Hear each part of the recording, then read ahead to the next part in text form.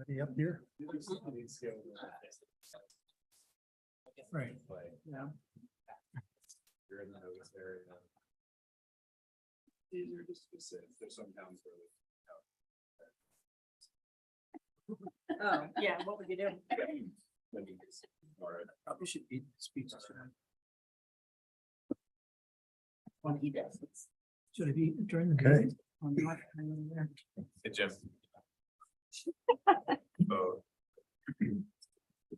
All right, time being 6 o'clock, I call to the into session, the Planning and Zoning Commission for the city of Glenwood Springs. This is our regular meeting of September 26, 2023.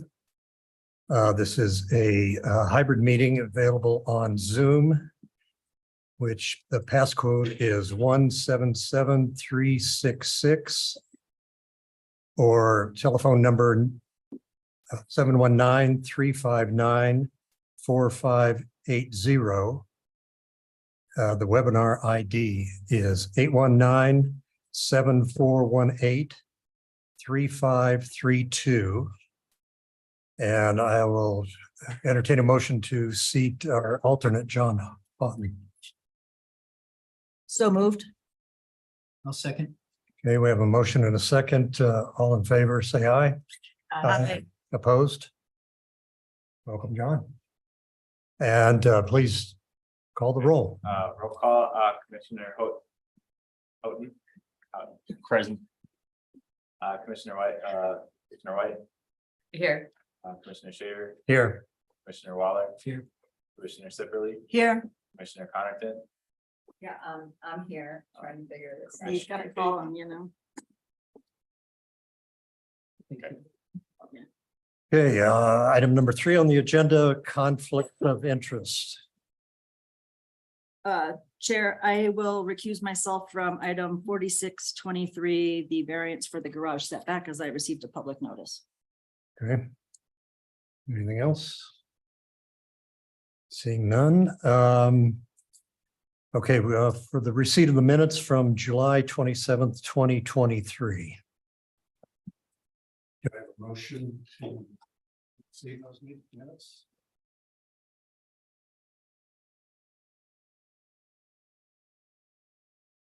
I'll make a motion to receive those minutes.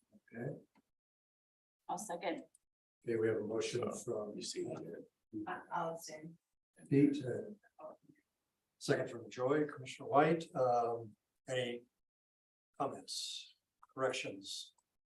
I had one comment. I think that. Turn your mic on. Oh, It won't turn on. one second, I There we go. had to change some stuff.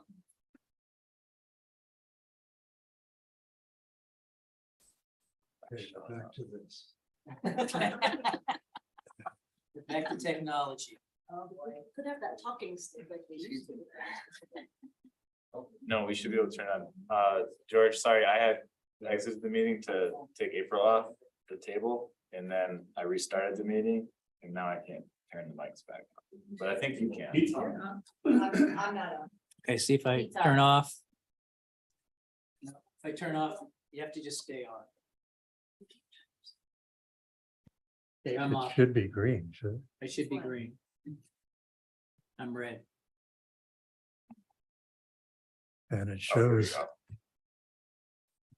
We believe in you. There we go. Amateur hour. Okay. I'm green. I'm not gonna touch it. anymore. Okay, I am not.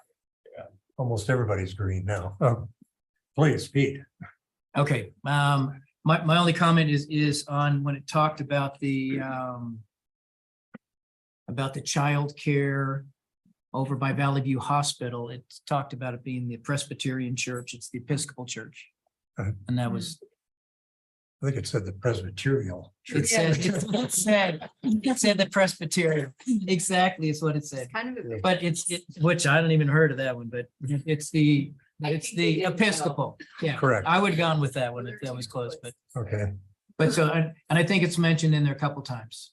So that's the only correction I had. That's hilarious. the only thing I noticed was that it, on the vote to receive the minutes for that meeting or the previous meeting, it said that the vote was 5-2 with 2 abstentions. But an abstention isn't a vote against, I Right, it presume, would be 5-0 with 2 abstentions. Okay. Yep. Well, with those 2 corrections, I will call the vote.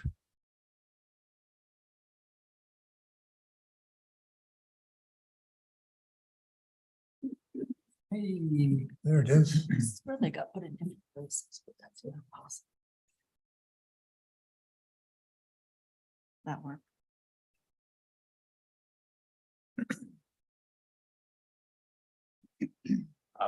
Motion passed with Commissioner Sipperly, Shaver, Houghton, White, and Waller for, Commissioner Connerton abstaining. Okay, on to comments for citizens appearing for items that are not on the agenda. Have anyone that wishes to address the commission? The screenings. I see Gary Vick is there. Does Gary wish to say something? Or?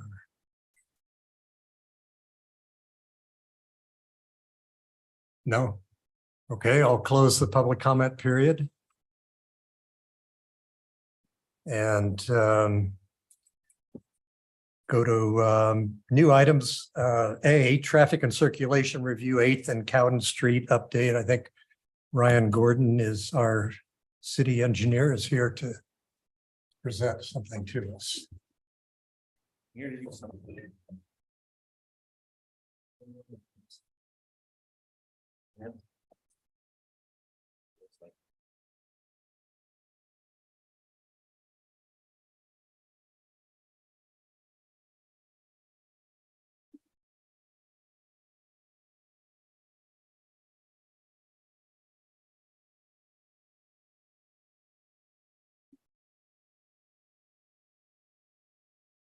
Ready to share the screen. Aha, okay. All right. Hello, everyone. Ryan Gordon. I am the city engineer for Glenwood Springs. So wanted to talk about a few things, primarily around the intersection at 8th and Midland. I have a couple of agenda items, one looking at traffic and safety, and then I wanted to show you some of the ideas that engineering and Public Works has come up with some safety improvements. Had a chance to catch up with our police department, kind of looking at accident data at that intersection. Over the last 4 or 5 years, there really hasn't been too many reported accidents. Police said that there's approximately 3 different vehicle accidents at 8th and Midland in one interaction with a pedestrian and a vehicle. I will say anecdotally, I've seen several near misses, but it is not one of the major hot points in our transportation system, but there are some issues and it could be a lot worse. And I wanted to address that in a second here and some of the safety improvements we're looking at doing.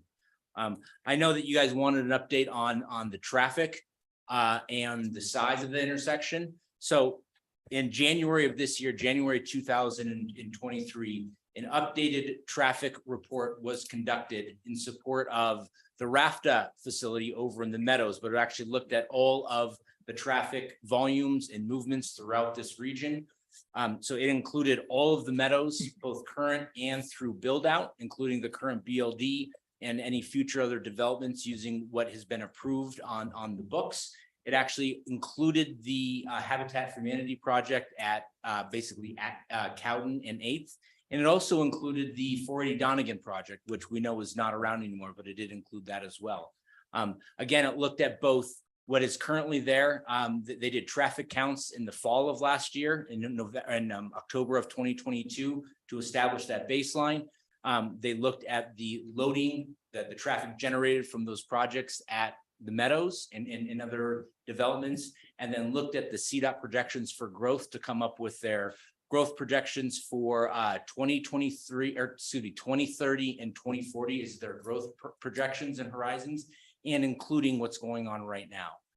They analyzed, I think, 16 different intersections throughout the corridor, ranging from Melray Road and Highway 6 and 24 all the way through the Midland corridor and including both Grand and 8th and 9th, and including our intersection that I wanted to address, which is 8th and Midland. So the conclusion of that report states that this intersection, 8th and Midland, is a level of service A, which is the top. So it's in the green for both now and the 2030 projection and the 2040 projection. We actually have this, it was done by Kimley Horn Associates, which is a transportation engineering firm out of Denver. We had it looked at both by SGM engineers here in Glenwood Springs and then internally at the city. And we both all concluded that the report was accurate. And there are some there are some minor upgrades at the intersection that were recommended for that growth horizon. The one they identified for the 8th and Midland was to extend the left turn lane, that left pocket, turning from Midland on to 8th Street. Right now, that is approximately 125 feet long. The recommendation to accommodate this future growth was to make that 300 linear feet. So a little bit more double. In order to do that, we would need to do some roadway maintenance and widening of Midland in that general area. But again, the results of the report and what we're presenting is we feel that intersection is properly sized. The Kimley Horn report maintained that it should be a signalized intersection. We have looked at a possible roundabout. There's some challenges with the roundabout, but there's certainly enough space to do a roundabout if we felt we wanted to. That's even with the Habitat for Humanity project going in. It may require bleeding into Veltus Park, but again, I think it's way too early to determine if we want a roundabout or not. There's some geometrical and some slope issues as well we'd have to look at, but we feel fairly confident that that intersection is properly sized for now in the near growth horizon. So I wanted to show you a few of the ideas we've come up with for some safety improvements at that intersection. All right, now I'm going to share.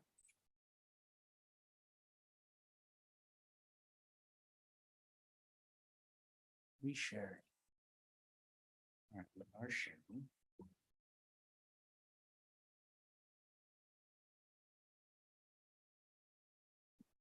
Yeah, what am I doing now? I think it's not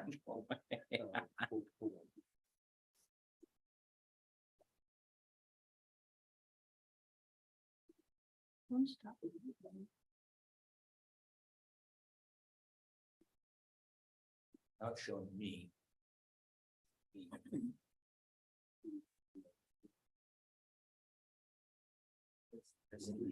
Oh, there's X. Okay. Apologize for some technical difficulties.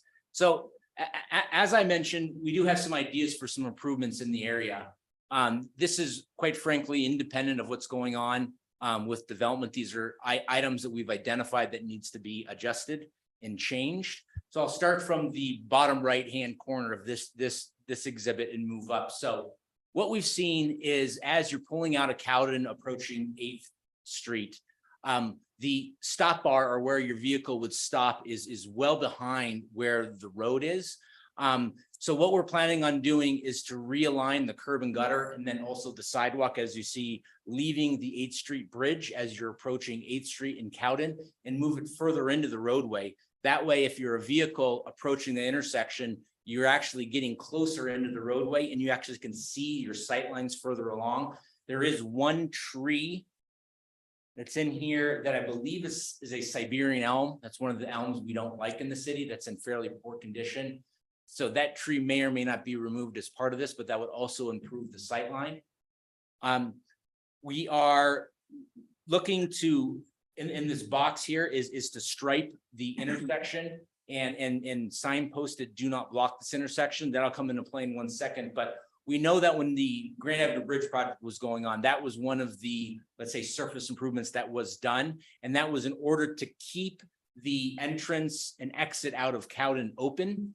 And where that comes into play is the next one. So right now, the pedestrians crossing the road, if you want to go from the Cowden neighborhood, say over to Veltus Park, there is no controlled crossing. It's kind of a free-for-all, quite frankly, and that's where a bunch of near misses have occurred.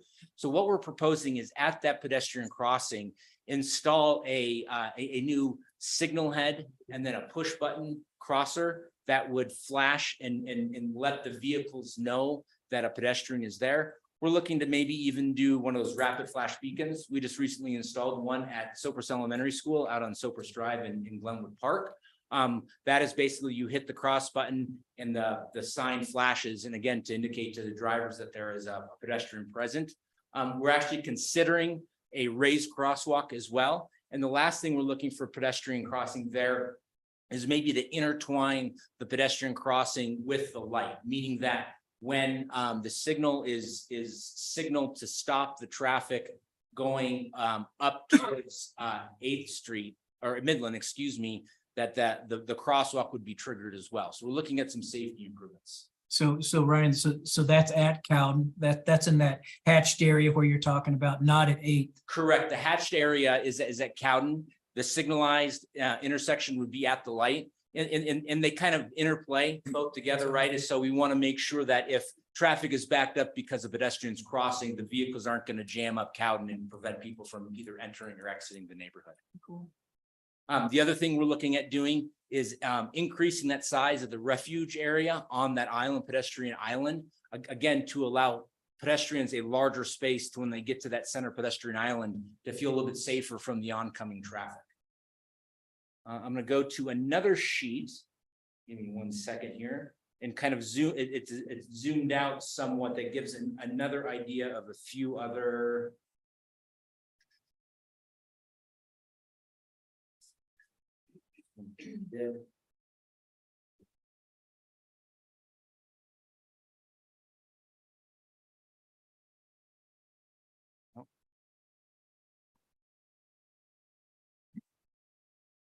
You'd think by this time we'd all get used to these darn sharing screens. I'm not seeing the other. There's another darn, it's this guy right here. I want. Let's close this one. Maybe that'll be fine. There it goes. Okay. Okay. Here we go. All right, we're a little bit zoomed out, so we'll get a different perspective as we move along the corner. So one thing we've identified too, and this is something that we've been talking about with the Transportation Commission. The far upper left-hand corner of the screen is the 10-foot wide concrete shared use path that comes from the rec center in the Meadows. That was installed, quite a ways ago. It ends essentially right at Red Mountain Drive in Midland. At that point, it transitions from a 10-foot wide concrete path down to a 6-foot wide sidewalk. So in that sidewalk is not sized for bicycles. It's undersized and is kind of a deficiency in our biking network. So what we're proposing on doing, and again, this has been identified in several other places, is to increase that 6-foot sidewalk to a 10-foot wide shared use path. And again, that's for a variety of reasons, safety reasons, connectivity, right? As we see future growth in the Meadows, we want to make sure people have a safe way of getting from the Meadows to downtown and connect to our system, downstream or upstream, or however we want to call it. To do that, we're going to also look at that intersection of Overland and Midland. That comes in at a really acute angle. It is quite dangerous. So we're looking at a few things overall. One is, do we make maybe Overland a one-way in? Is one idea we're kicking around. Another idea is, do we square that up? So when you approach Midland, you're actually sitting at a square at 90 degrees to Midland as opposed to that acute angle. We've seen several near misses there just simply because as you're trying to pull out into that, rush of traffic, you really have to, thread the needle, so to speak. So we find that to be kind of an unsafe condition. Part of that project is certainly going to be taking a hard look at what what parking will be impacted. Several of those parking spots and stalls are right on Midland. So we're gonna have to work with those apartment complexes to see what we can do to make sure we preserve as many parking spots as possible. So I mentioned earlier with the traffic study, one of the projects identified was to extend the left turn lane, that left turn pocket from Midland on to 8th Street. So that's kind of shown here. And like I said, in order to do that, we are going to have to widen Midland in a ways, probably to the to the west of the current alignment somewhat to make sure we can fit in that traffic lane. Towards the intersection, as you're leaving 8th Street going on to Midland, you know, that intersection, this intersection overall and that slip lane was designed during the Grand Avenue Bridge project. That slip lane was designed to CDOT standards, so it's more of akin of an acceleration lane on the interstate as opposed to a turn lane into neighborhood streets. It's wide and it kind of peters out, so we want to redo that slip lane such that you don't have quite that acceleration. Plus, we think with the pedestrian improvements, there'll be a more controlled release onto the road, so we can save some space and expand that sidewalk out there. And then one thing that's kind of shown that doesn't have a lot of detail. So on the bottom right, it says add bike lanes and sharrows. So we're looking at what to do as we get across the 8th Street Bridge. Now, this is more towards bike connectivity and pedestrian connectivity.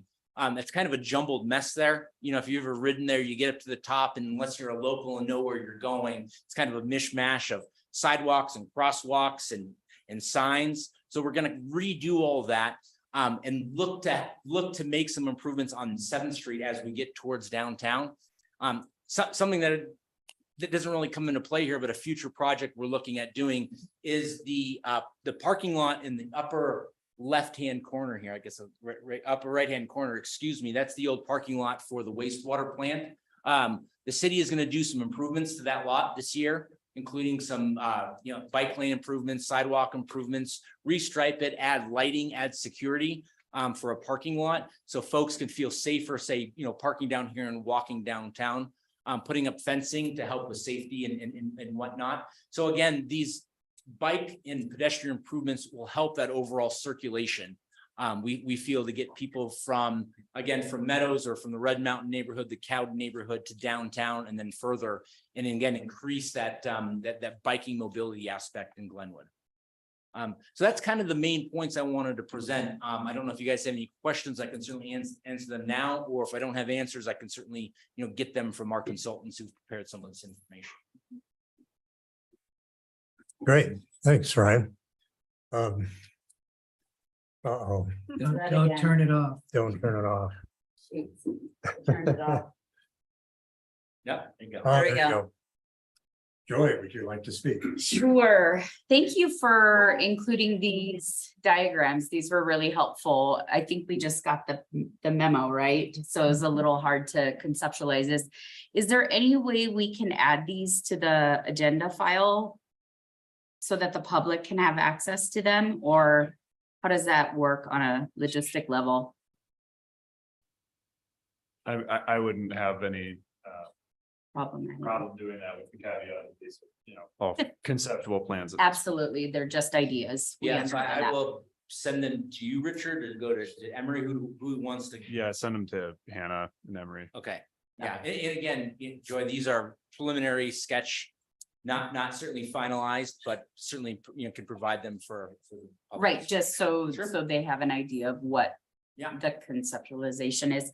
And then, all of these are kind of long range plans. And I know that you're going to be looking at them as the project's unfolding, but there was a lot of concern at the last meeting about that corner at Cowden and 8th, specifically around visibility for kids, not necessarily crossing 8th Street, but maybe crossing even just that short space on Cowden there.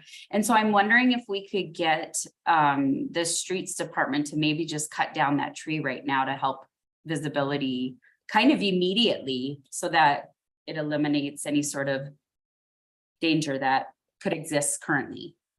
And then let's see. I think that was all. Oh, the other question, clearly this is going to be, we're going to be absorbing these expenses as a city. Has anyone even kind of talked budget for these items and what that looks like? Yeah, so we have in the budget for next calendar year, so 2024, fees to design the shared use path, so the 10-foot path that's connecting those pieces, and the parking lot.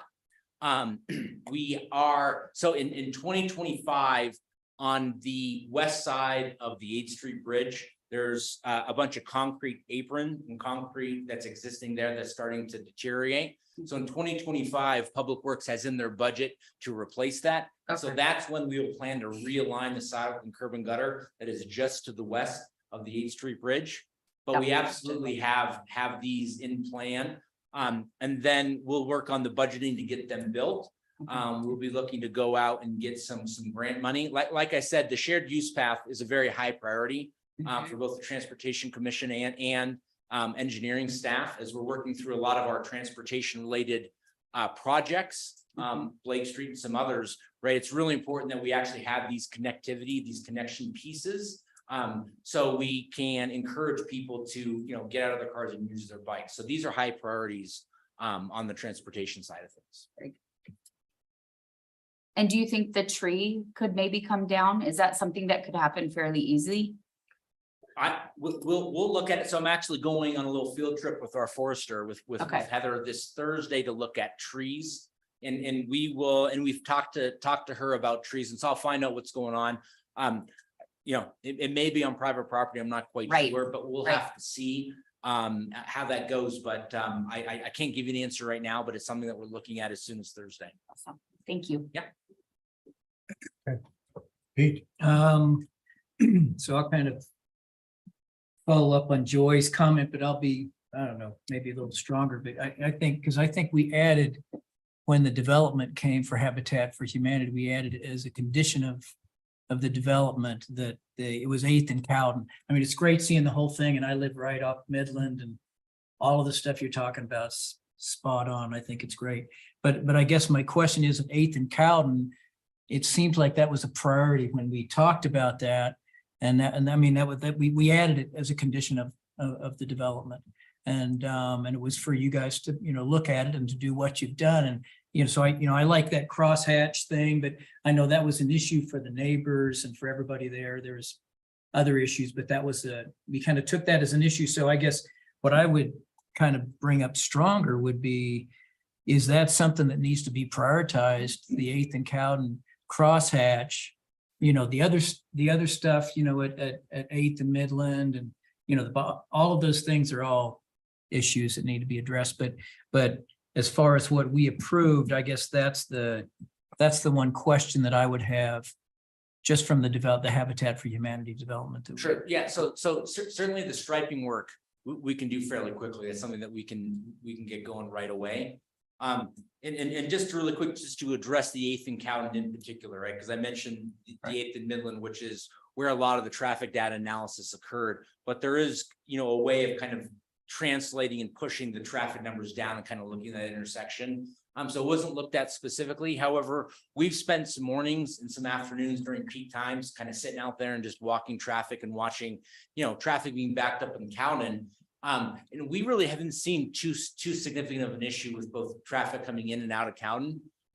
Engineering is purchasing some additional traffic cameras and counters that we want to set up to actually get some real time data. But we will absolutely prioritize some of those that safety improvement there. And Joy, I want to backtrack real quick because I gave you time frame and timelines to get some of those major projects done. But again, the safety improvements at that intersection, we actually have funds available next year in our Safe Streets for All line item that we can probably use to get the crosswalk in there, and at least some of the push button stuff.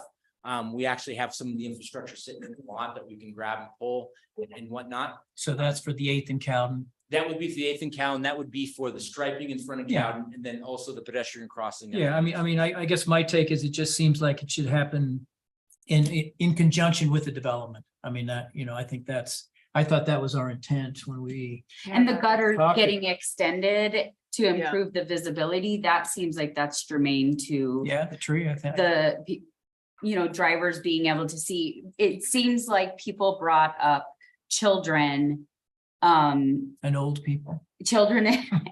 and very old people Crossing right there. risking their lives at that Cowden area as pedestrians and cars not seeing them and turning into Cowden. So, and So- just to clarify, this is pedestrians walking along 8th Street crossing Cowden, correct? Yeah, or playing Yes. on Cowden. Okay, playing on Cowden on the street and then cars coming around the corner quickly is what I gathered from the public comment. So it seems to me that the gutters getting pushed out for better visibility would be a priority as well.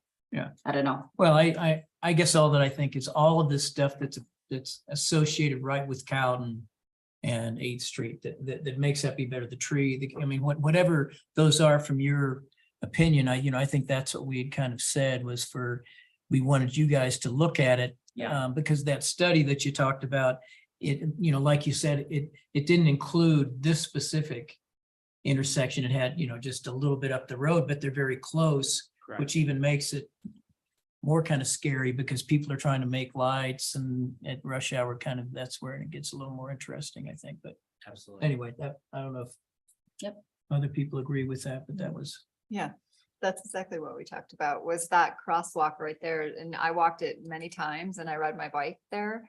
And it's really dangerous if somebody's trying to come in, they don't really see you, especially like I stopped there one time to speak to someone and they didn't see us just coming around that bridge, Yeah. coming off the 8th Street Bridge. So right there's that tree, like Joy was kind of saying, but yeah, I feel like it needs to be wider so people can see you.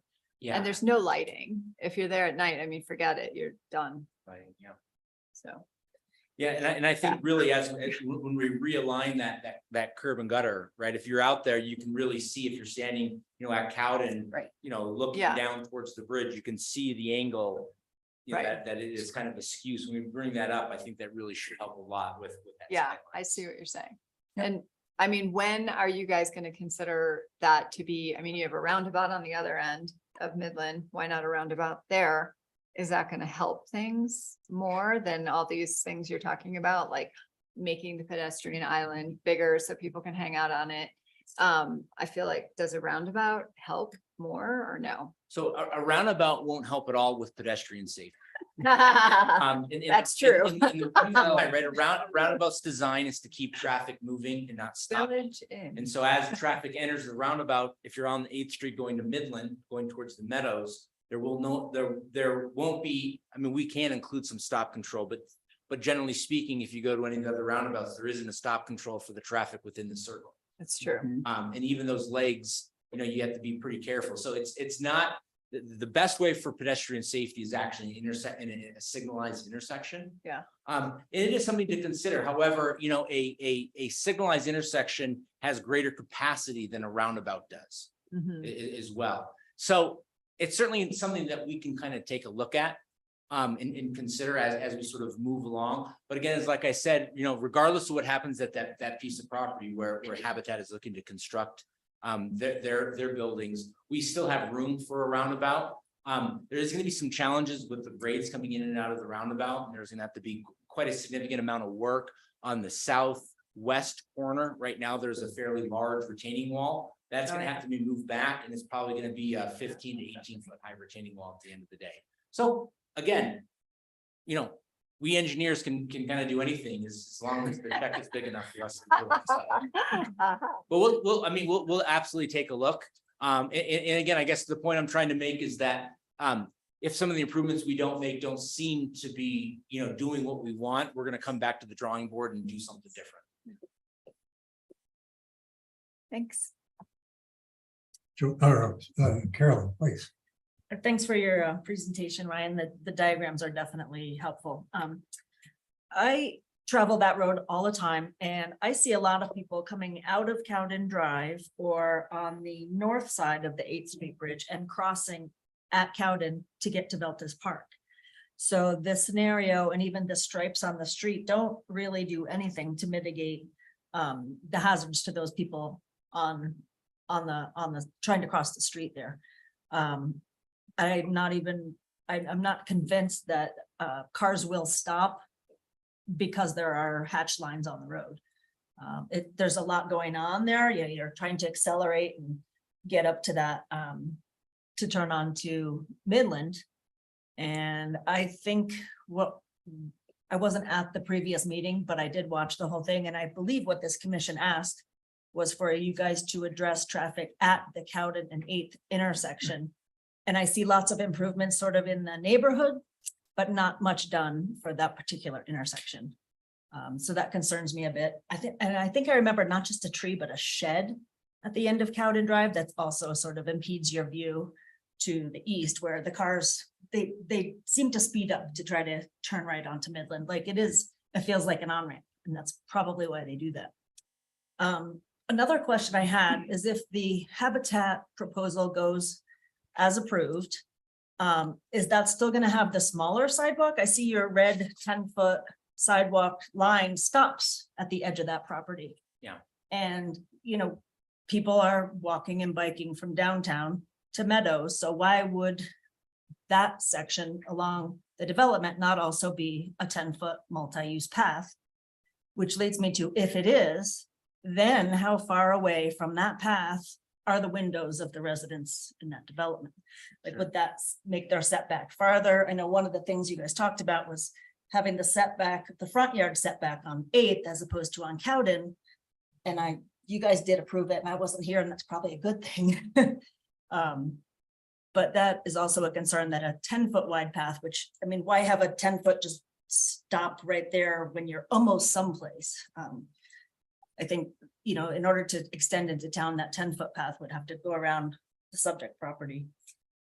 And I do see that we have roundabouts pretty much every other major intersection along Midland Ave. We've got one at Airport Road, we've got one at 27th, and of course we got one at 6th Street. And I like what you said about stoplight intersection being safer. But I'm also concerned that if at some point in the future a roundabout were to be considered here, that we would lose part of Veltus Park. But what you just said is that we wouldn't have to impede on the park, but instead move that giant retaining wall. Now we know what's just happened at the retaining wall out at the RAFTA facility. And do we really want to see an 18-foot high retaining wall? Welcome to Glenwood, I would say we maybe don't want to. So I would like to not consider that as a really worthy option. And yeah, and I just think we haven't adequately addressed pedestrian and car safety at the exit of Cowden Drive.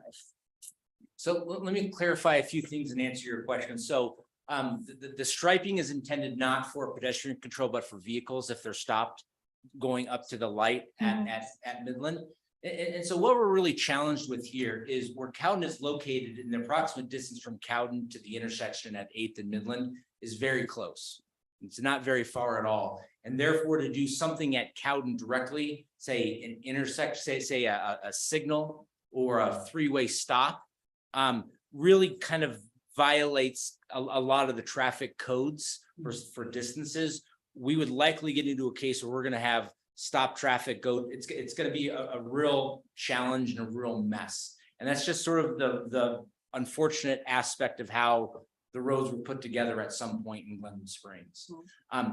But specifically, like I said, for that pedestrian safety, we would be trying to encourage as many people to walk up that path to that light. And then again, if we have the proper pedestrian crossing facilities in there, we would hope that human behavior would be able to be changed in order to go to that intersection to cross and cross more safely. And then again, to address kind of the car pedestrian interaction at Cowden specifically, I think once we realign and pull back that curb and gutter and sidewalk, I think we're going to see a lot better sight distances, such that if you're a pedestrian, you're not sort of peeking over to see what the cars are coming. You're going to be able to see what's going on in both directions. And again, as that car now is going to have to both making that right-hand turn into Cowden, it's going to be a more squared up turn, as opposed to kind of an obtuse angle or an acute angle. I don't, however you want to measure. But those not squared up turning movements, right? You can go a little bit quicker. Yeah. And so, we're hoping those kind of change that pattern. To address your comments, so the red line ends where it ends because it connects to a 10-foot path. Yeah. That there is an existing 10-foot path that runs adjacent to the Habitat project. And I'm gonna have to defer to our planners for the dimensions and whatnot with the development, but I believe, don't quote me on this, although I am speaking, so maybe I am, I think That setback is, I think it's 5 feet from the sidewalk to the buildings. I'm not entirely sure. And I can't recall which one's the front and which one's the side, so I have to defer to others on that. So are you saying that currently the sidewalk that is along the subject property is 10 feet wide? Yes, I am. Oh, okay. Yes, I That's am. good. Yeah. It's the one, the red is where that fence is.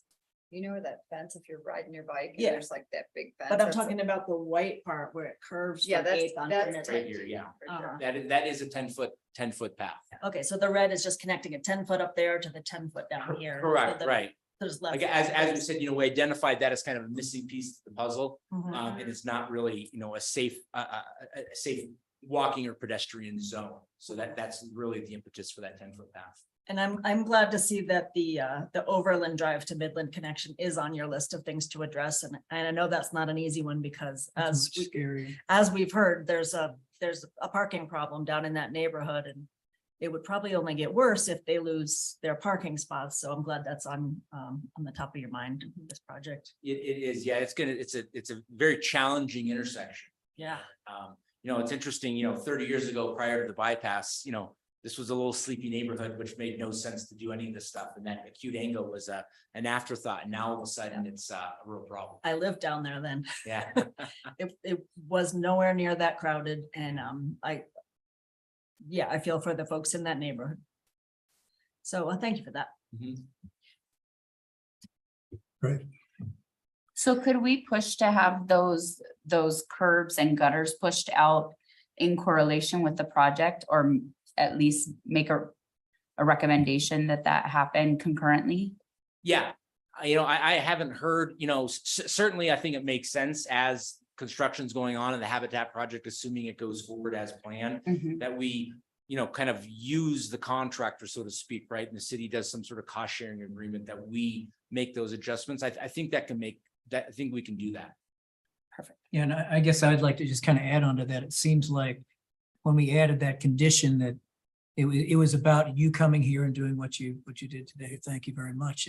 And what those conditions are that we're adding, that's just kind of part of that condition. Sure. For that development happening, that all of those things that you talked about associated right with Cowden and 8th Street are done, and maybe it's that flashing light at 8th and Midland, I mean, because it's kind of included in people crossing there. And, but anyway, I guess I would be interested in seeing just some sort of feedback or document from you that just kind of says, here's what engineering thinks are the items that are part of the condition of that for that approval that we had. And then, Habitat for Humanity has to live up to those. And if we're paying for those, but the city is, because that was part of something that was already happening with the transportation group or whatever. I'm good with that being up to you guys, but I would just like to know specifically what are those items. I mean, I think that's what we told the public when we asked for that condition. Sure. Yeah, and just to distinguish this between, like a typical condition of approval where you're putting on the developer, and I think you kind of made this point that these are really about work. It was about Ryan taking a look at the existing traffic studies to ensure that that intersection had been adequately addressed. And then I think this stuff these are city obligations and shouldn't be placed on that project necessarily, but I think are things that there can be an ongoing dialogue with planning commission and with development staff about kind of moving through this list of items. Well, I guess I would want to be more specific that for 8th and Cowden, there should be some specific items. I mean, I'm not saying that this is a huge thing and it's a great plan that's there, but I think there needs to be something, whatever those golden nuggets you pull out from the work that you did that are about 8th and Cowden. I think that, and I don't, for me, I don't care who pays for that. I mean, that's a city thing to kind of work that out, but I think they need to be part of that development and that when Habitat for Humanity, if they follow through and do it, that when that's done is whatever items that Ryan's identified, that are associated with just that intersection. I think those are the ones that do need to be included. I mean, that's what I think. I am not comfortable necessarily reopening the condition that were approved with that development file. I think we can continue, I think in that condition, you gave the city engineer some discretion to determine what was appropriate. Right. And I think we can follow up with communication with planning commission on that condition, but I'm not comfortable going back in history and kind of reopening. the Yeah, and I'm condition. not either. I'm just, to me, it seems like that's just a continuation of what we requested, and that's what Ryan came and is bringing forth to us. So Okay. whatever that's- Ryan, I think we're saying the same thing. Got it, yeah. I think whatever Ryan thinks is the right stuff, then that's, Okay. Ryan's an awesome guy. You did a great job. Thank you very much. And I think maybe what Richard is saying that we made it a condition for the engineering department to assess that area, not necessarily to implement the recommendations.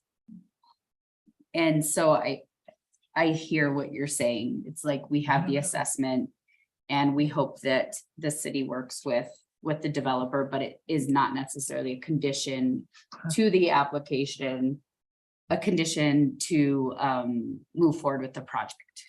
Right, or like gonna, we're not gonna implement withhold those. a Right. CO. If if nothing's done, nothing's done, that's not gonna happen here. The city is moving forward in good faith in this. But this is really, these are city projects at this point. And I think putting that on the applicant is not fair for the applicant legally. My impression from watching the video of your discussion was the direction was to study the Cowden and 8th Street intersection, which hasn't completely thoroughly been done. And I think that might be what Pete's getting at. We've addressed neighboring intersections and traffic flow in general. And you have presented some solutions to the issues that occur there, but I mean, Well, I would say that what the I- condition was, which, like Richard says, can't be imposed upon the developer, has done what it's intended to do, and that is to bring Ryan here and make the city aware of what's going on there and the concerns of us and the community. So I think the condition has done what it was intended to do. okay. I agree. I agree. And I think he That's brought what I us the points that we asked for from like just the city engineer. If you look Right. at 2 and 3 specifically. So, The only thing I would wonder about and bring forth is the intersection where 7th and 8th come together, and you've talked briefly about something going on there. And I'm wondering if, right now there's a crossing because there's only a sidewalk on the south side going up 8th. So you kind of go from that 10-foot wide shared path to either going on 7th or having to cross at that strange location. So you're talking about restudying and redesigning that. And I'm wondering at the same time if there isn't an opportunity for a traffic calming to occur with that redesign that not only improves that intersection, but helps down the road to Cowden and Midland. And Yeah, that's a good comment. In George, we've been looking at that stretch. Certainly, there are some plans to make, so the sidewalk on, let's see, the north side of 8th Street, right? As it goes by the city parking lot is just a gravel something or another. right. So we've been looking to do some improvements there. I will say, long-term, our goal, as we're kind of looking holistically at, say, with the connectivity, the biking connectivity or the pedestrian connectivity, right? Our goal is to get people who are on bikes from the Meadows through the intersection and through that 7th and 8th corridor and then on to 7th as a way to say, if you're getting over to Blake Avenue, which we'll have designated as our main north-south biking route on that side of the road. But there's a lot of stuff kind of in the air right now, but I agree with you. We are looking at that. There's some serious drainage issues. There's some ponding stuff. Things kind of flow backwards. But to your point exactly, anybody trying to cross from the north to the south there, it's pretty challenging. We do see speeds kind of really ticking up, particularly coming down the hill from It's City Hall. downhill right Yeah. there. So Yeah. we're trying to figure out what's the right thing to put there. And we've talked about, kind of a raised speed table, to go back to what we just said at Sopris Elementary, a raised pedestrian table with one of those rapid flash beacons, or what to do there. We haven't quite settled on anything, but we definitely take your comment to heart, and we're trying to figure out what's the right approach at that intersection. Clean it up. Yeah, Right. 8th Street is not on your sidewalk exemption list. Is not. So Ryan, this is great work. So, I Thank mean, you. thank you very much. Thank you. Thank you very much. Absolutely. Well, thanks, everybody. Appreciate your time today. Well, I should open this up to the public for public comments. I think this is really just for informational purposes. So we don't, We weren't planning There's to no need to do that. correct. Okay. Well then, thank you, Ryan. Appreciate it. Thank you, Excellent. everybody. Thank you. So we're moving on to planning file 7620. Dimension variances for 703 and 707 9th Street. And I believe Jim is here to present these 4 variances.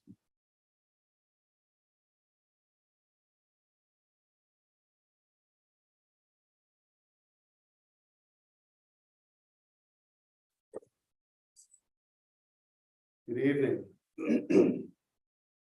Tim Hardcastle, Long Range Principal Planner with the Community Development Department.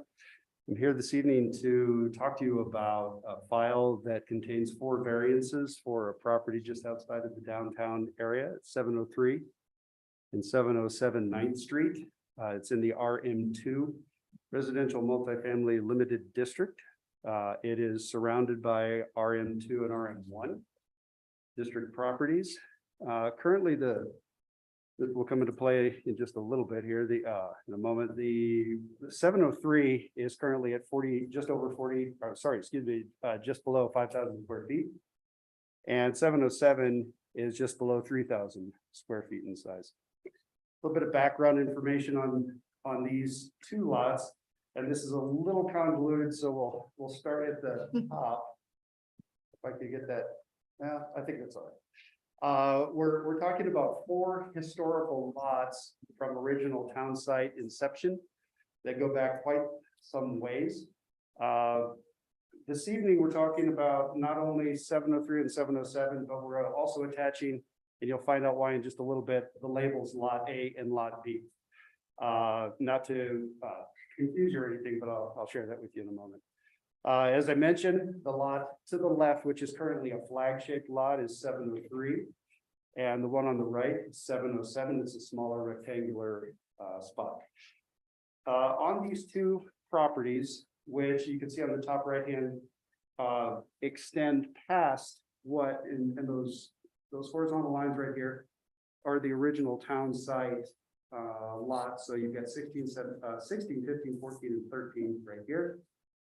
And through a number of warranty deeds and surveys over the years, we have lots that have not been platted, which exceed the original township lots.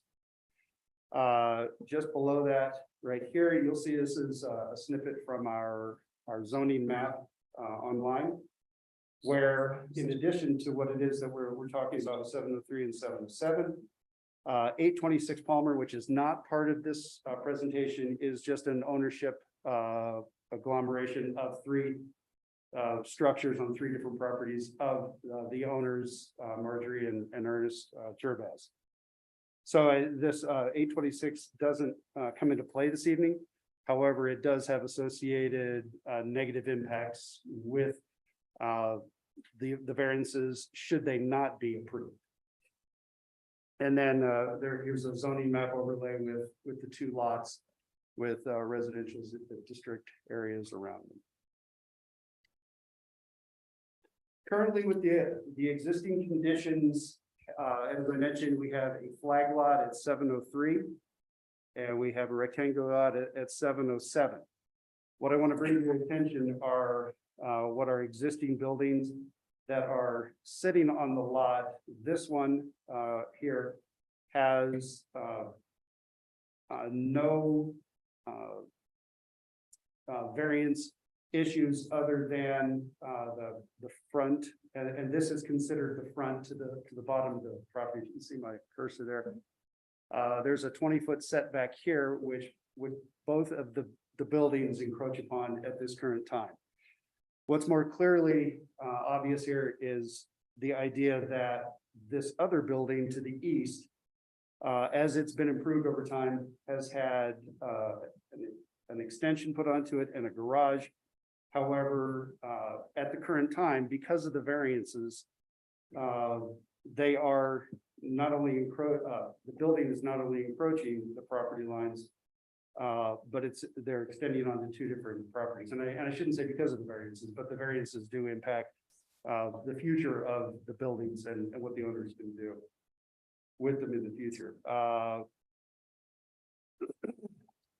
Give you just another second to take a look at it before I move on. Any questions with that? Okay. Oh. Now, this is where it gets really confusing. What I'm going to do is I'll toggle back and yes. I do have a You question. bet. So the homeowner built those additions knowing that that was not a part of the parcel. Sorry, thank you so much. This is where I'm needing to clarify here this evening. The owners have owned the property for over 50 years. The buildings were built before that period of time. And any encroachments that were in play, that are in place now, were, as far as we know, conforming to the codes existing at the time when they were built. So the applicant didn't knowingly put any structures, apply for any building permits.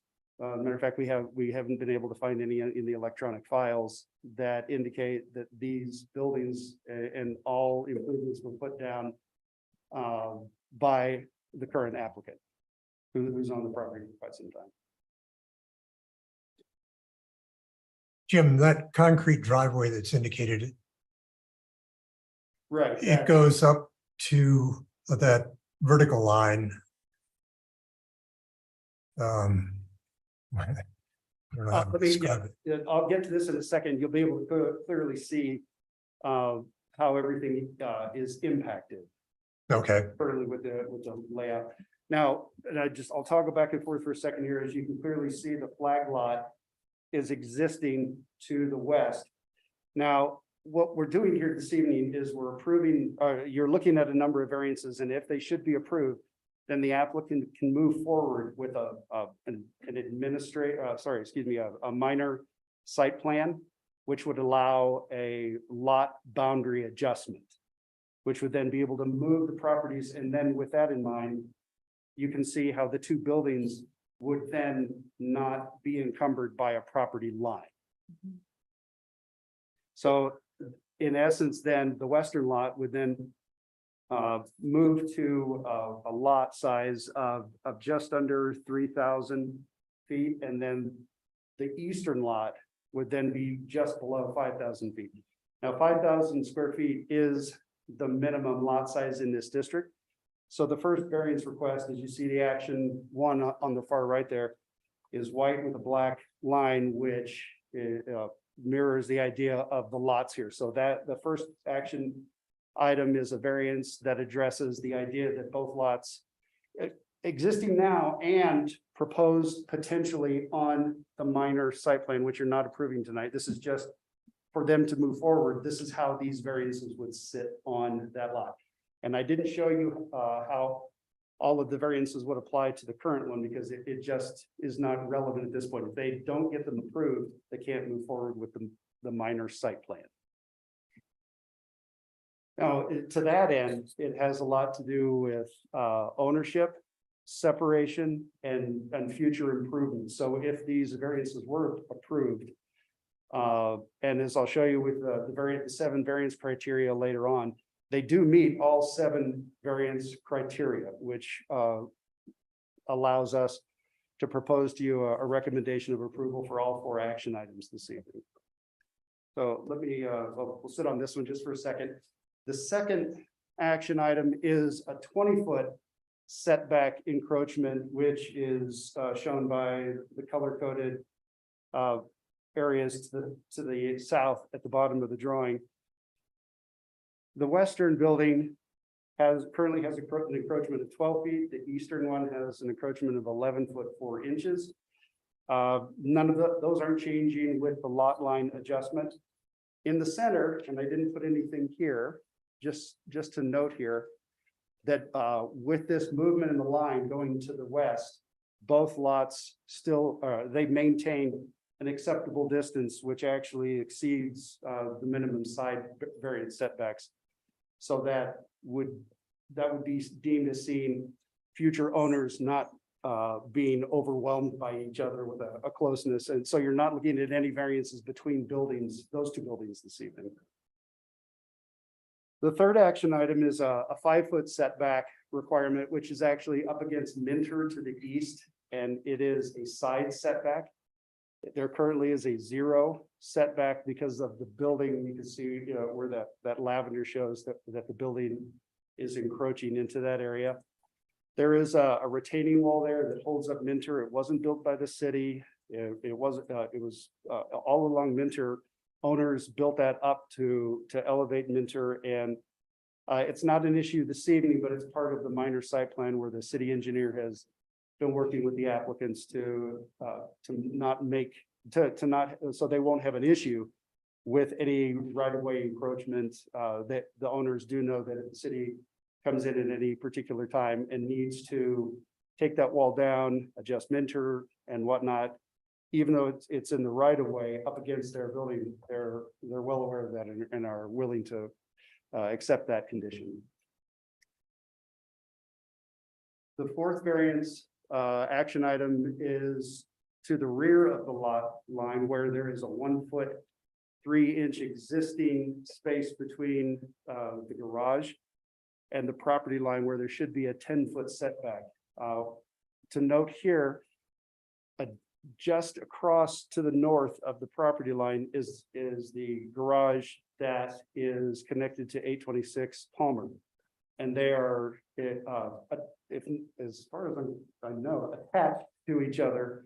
So not only do they not have much of a setback, neither does the other garage. And that encroachment isn't close to the 826 single-family residence dwelling. So there isn't any close proximity there. Here are a couple of pictures just to help you understand, and there's some color-coded picture locations here. The first one shows this driveway, which would be now part of 707's flag lot. Currently, it's part of the 703 flag lot. And 703 doesn't use the driveway. They don't park there. They don't use the garage. So this would be creating, potentially, not tonight, but with these variances approved, it would allow them to move forward with the minor site plan, which would then be able to create a lot, to adjust the lot lines, to then allow the current owner and future owners access of the garage from the right of way.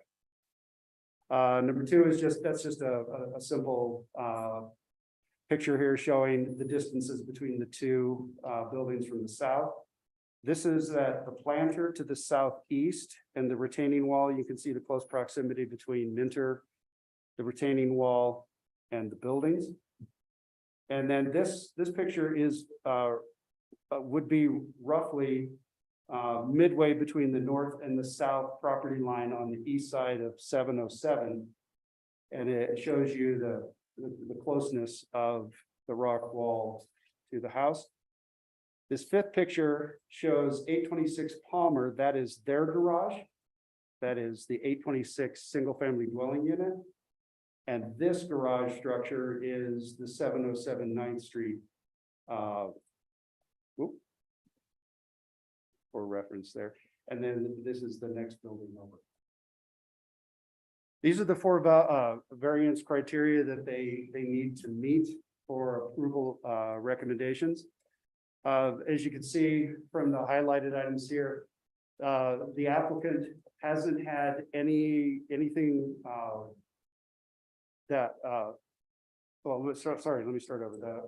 The first one has to do with exceptional lot size, dimensions within the particular area. This one, although they are sitting on historical lots, the lots have been adjusted over time so that they are non-typical for the lots that you see in this particular area, which most of which are lengthy and narrow. The original lots are 100 by 25. The second variance item here is that it would produce a particular hardship for the applicants because they haven't created the issue themselves. They would need to separate the properties in the future, not only for distribution to families, but for the idea of selling, which you could argue is an economic hardship, but the idea of having 3 dwelling units on the lot is something that we would not normally allow in the city in the first place. So that makes it difficult for the applicants at this time. With everything in place the way it is now, there is no harm in applying the idea of this variance. Yeah, and any future uses that are proposed would have to conform to planning and building codes and policies.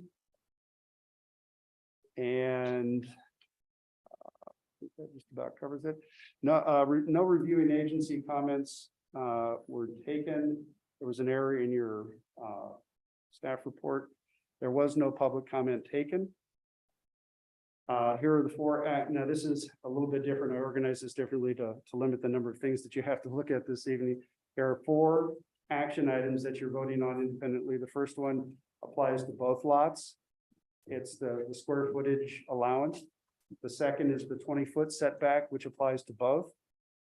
The third one applies only to the eastern 707 lot, and that is the 5-foot setback on the side. And the fourth one is the 10-foot setback to the rear. The action item summary that you see in front of you finds that the applicant has met the argument for the variance as requested this evening. You have 4 choices in front of you to approve with conditions, deny the variance, or continue it to the next regularly scheduled meeting. Here's an alternative motion if you should need to use it. Other than that, if you have any questions, I can take them at this time. Thanks, Jim. That's great. I have a question. Yeah, please, Amy. So you said something about 826 Palmer, Jim, how it would, if we didn't approve, it would negatively impact that. And how is that? Is that what you said? So I You kind addressed of that. alluded to it. Well, yeah, exactly. I addressed that in that there's a connection, there's joint ownership. The 2 garages are Touching. abutting right up against each other. Mhm. You can see that. Oh, it's I covered saw right it in the here. picture. Yeah. Right there where that red line is, they're Mhm. essentially abutted against each other. And a positive aspect of, and it's not really the variance, but the layout of the property is that, or is such that, you can see 826 here.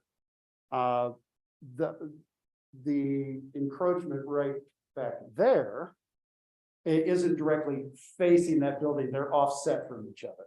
Okay, that makes sense. So regardless, and I thought about that too, if they were facing each other, Yeah. we wouldn't be creating something that doesn't already exist. We would just be allowing the opportunity for a family that's owned 3 different dwelling units on essentially 4 different historical town sites to be able to move and having not created them themselves, be able to move lot lines around. So it makes it easier for them to move forward financially and for any number of other reasons. Okay, that makes a lot of sense, especially because that one lot is like a flag, like you said. It's kind of like Eagle County and Garfield County. Right. So Jim, That's how I see it. is that rear building, it is a residence, not a garage in that back there, that white building? And I'd like to maybe direct that question to the applicant. As I understand it, there is a residence there's a residential addition in that area of the building, but I don't know where it extends to. But if we could Okay. address that. And then another question I had was, isn't there kind of grandfathered use that is in play with these variances? Like, why do we need to approve a variance for setbacks? I don't understand that. Sure, good question. So let me go back. Here are the existing conditions. So if and you have to take this into account. These three lots, the two that are part of the variance request and 826 to the north, are all held by the same family as they've lived there for quite some time. And should anybody try to move forward, especially as they try to sell, they're going to run into issues with title and closure because of this. Now, to answer your basic question, let's say that the family decided in this area right here, they wanted to extend that building boundary, which is conforming right now. Actually, sorry to go to, let's use this one instead, because it covers where the violations are. Mhm. This area right here, do you see where my cursor is? Yeah. That area would be eligible for a building permit for internal renovation only. If they wanted to pop the top right there in that area. I'm controlling my mouse there. Okay. If they wanted to increase the height of that, add an addition, they wouldn't be allowed to. Only internal nonconformities can be addressed with building improvements. You can't expand it out, but you could gut the interior and rebuild the inside. Now, if they wanted to, let's just move up from there. Let's go to this one, right? This building edge right here. If they wanted to extend this over here and create a sunroom, let's say, up this entire area over here, they could do that up to 5 foot to the addition, the property line to the west. Does that make sense?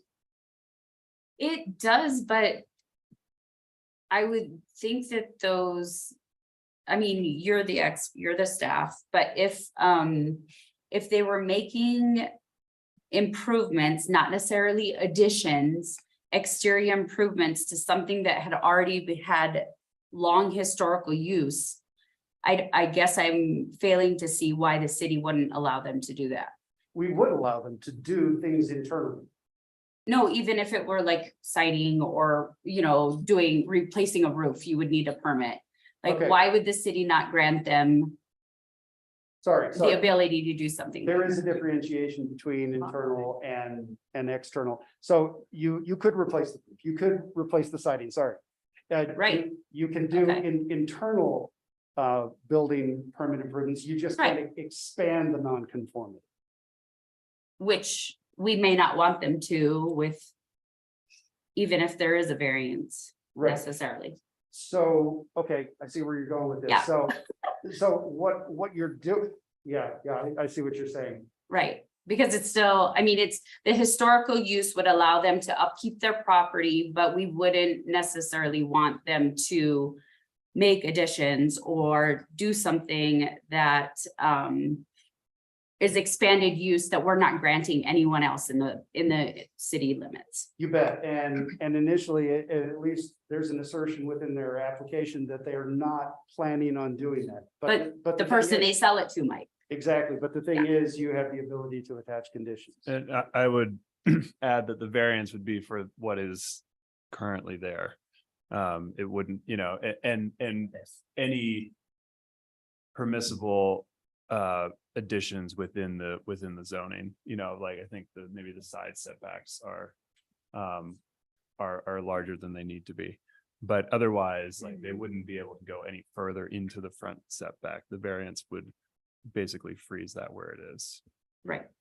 So my kind of question on top of that is, so let's say they got sold and someone from Bangladesh bought it and they came in and they tore them down and they wanted to build something else, then these variances would not apply to them. Then you go back to the underlying code for that zone that we're in. As I mean, that. I Or guess with the that's my- variance stick. Or, Right. that's right, Does it that's go with my the question, lot or or the building? is the variance a perpetuity thing for that property for whatever you do?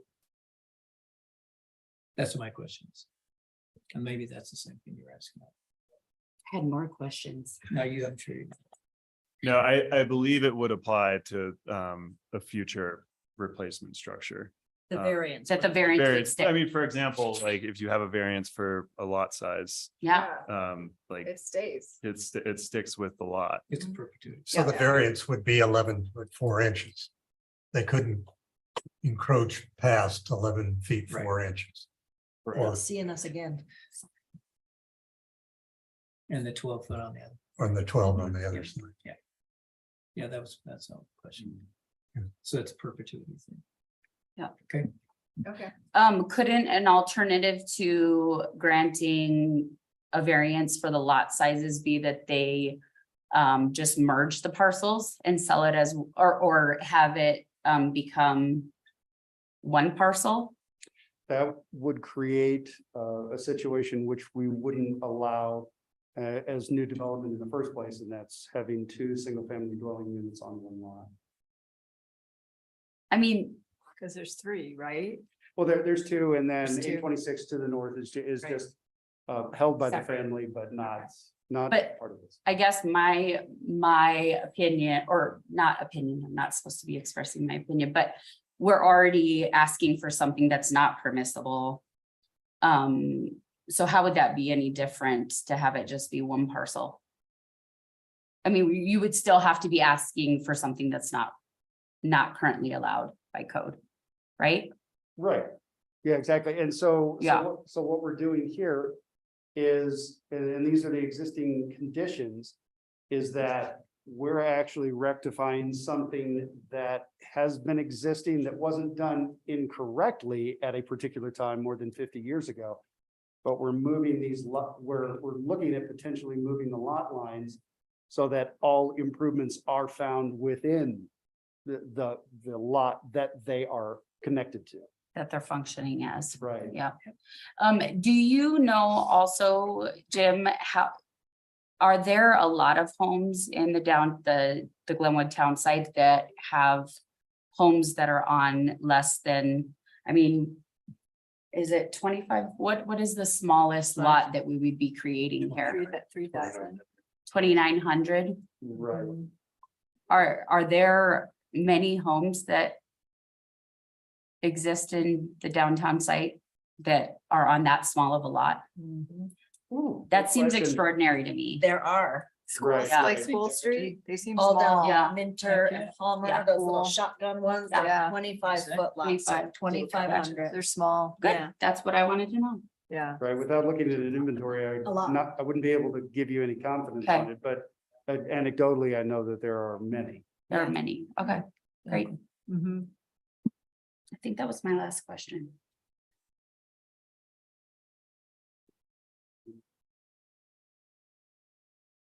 So this front yard setback variance is required for them to move forward to redefining the lot. So all four variances are required for the minor plan, which allows for lot line adjustments without creating new lots. Although these lots have not been created by the platting process, they were legally created at a particular time. So we're just adjusting, and when they approached the planning department, community development years ago in 2020, they were met with the idea that this couldn't move forward unless these variances were approved, because in creating lots that exceed a building envelope, or at least don't create enough building envelope size for a potential house, is somewhat adjacent to the idea of creating a lot with inappropriate setbacks, which already exist with this building. And as they move these lot lines around, you can see that the only lot line, this one right here, the two lot lines, excuse me, right here internally, these two right here, these have been adjusted to meet some improvements, a fence, a wall, and don't create any setback issues. Had there been any, that would have been a variance that you couldn't support, that we couldn't support, because they're creating the problem themselves by putting the lot line where they're putting it. Here, there's plenty of room to meet the current setbacks. But because the external property line is the one that is connected to all of the encroachments, all of the variances are on the external side that can't be mitigated any other way. So I'm gonna ask another question along the same line. So I know we have several attorneys here, but so, I mean, I mean, totally makes sense to make it be two lots and do the flagpole thing like is on here, the green and the purple. And I guess to me is it a legal thing? That you can't get title, or you can, that can't happen, or is it a city code thing, or those the same? Because I guess what I'm kind of thinking, I mean, the lot line to me makes sense, and I think that makes sense. But I'm just kind of wondering, do you need the other variances? Or is it can it be grandfathered in from how title go, anyway, that's kind of, I don't know if that makes sense, but that's. I mean, we can let the applicant's attorney discuss these issues, but I'd say from the city's perspective, it's to the extent there's any violation of the zoning code, it's pre-existing non-conforming. And so it would be allowed to continue, but I could let Mr. Galuba discuss any title and title insurance issues. It seems like it's for conveyance is what I'll ask, but it seems like it would be for conveyance. Any more questions for staff? I think I'd like to clarify the applicability of the variance code to structures versus lots. There is a distinction in our code. And I don't know if the approvals are written that way. But it says non-transferable and improved variance shall apply only to the property or structure described in the approval and shall not be transferable to any other property or structure. So, assuming that's how planning commission is thinking on this, we can discuss whether the motion needs to be modified at all to ensure that it, for example, the lot size variance would apply to the lot, but then the front yard setback, for example, would just apply to the structures. Existing structures. Yes. Thank you. Does that bring the question of, and I would hate to see this happen, but if say 703 got scraped and they were to rebuild, could they build up to 12-foot setback, or would they have to go with 20? I think we're saying it would be 12 because the variance sticks with the property, right? What I was saying is the way the code is drafted is that it would apply only to the property or structure described. So I think that the front yard setback would apply to the structure. If the structure is demolished, you got 20-foot setback. Correct. And Oh, then the recent. underlying zoning would apply. Whereas the lot size, that one has to apply to the lot. Got it. Which I wonder if that would make it a buildable lot still. The smaller. Well, it's a variance. Someone So will it's- still ask to do it. Not our concern. Yeah, So the variance approved for that one, the smaller lot, would then have that connection, like you're saying, to the lot. Not the, In the event that it were destroyed, demolished, and a building permit was then presented back to the department, we would honor it. It would the lot, they- but not they- the setbacks. Correct. The lot variance would not, you would not have to come back in for another Right. variance. But I'm just curious that, if somebody were to scrape, would they even be able to build with current code setbacks? Tiny Is house. But not, Is that again, our- not our is that our concern, not our problem? concern. No, I don't not our think so. concern. no, stop it, Joy.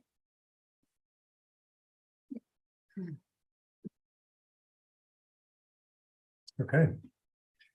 Would the applicant or the applicant's representative care to come forward and present? Please state your name for the record. Okay.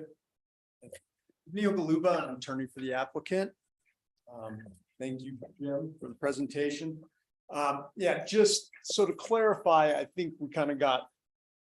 I mean, the whole point we're doing the variances is to be able to just adjust the boundary line. And in fact, when this process started back in 2020, we started with the minor subdivision in order to adjust the boundary. Proceeding with it, that was what staff had instructed us to do. We got down the road on that, and then at the end, before it was approved, these issues came up and said, well, wait a minute, we can't approve these because these are these are going to require variances because it's against our code and we shouldn't approve things that are against our code. I argued at the time that you guys allow non-conforming uses and we are not changing anything, and this just remains a non-conforming use. And if anybody ever wanted to change anything, you would have control over it. That didn't win the day with staff, so here we are. So that's where we've come to. And again, we're doing the 4 variants solely just to adjust the boundary line. And when we do adjust the boundary line, we actually reduce the non-conformities. One, obviously the encroachments that are existing, and that issue goes away. But also currently, both lots have all 4 issues. They have front yard setback problems, side yard setback, rear yard setback, and lot area. Once we get done and adjust the boundary lines, only lot B has those 4 issues, which is 707, the one that's getting larger on the right there.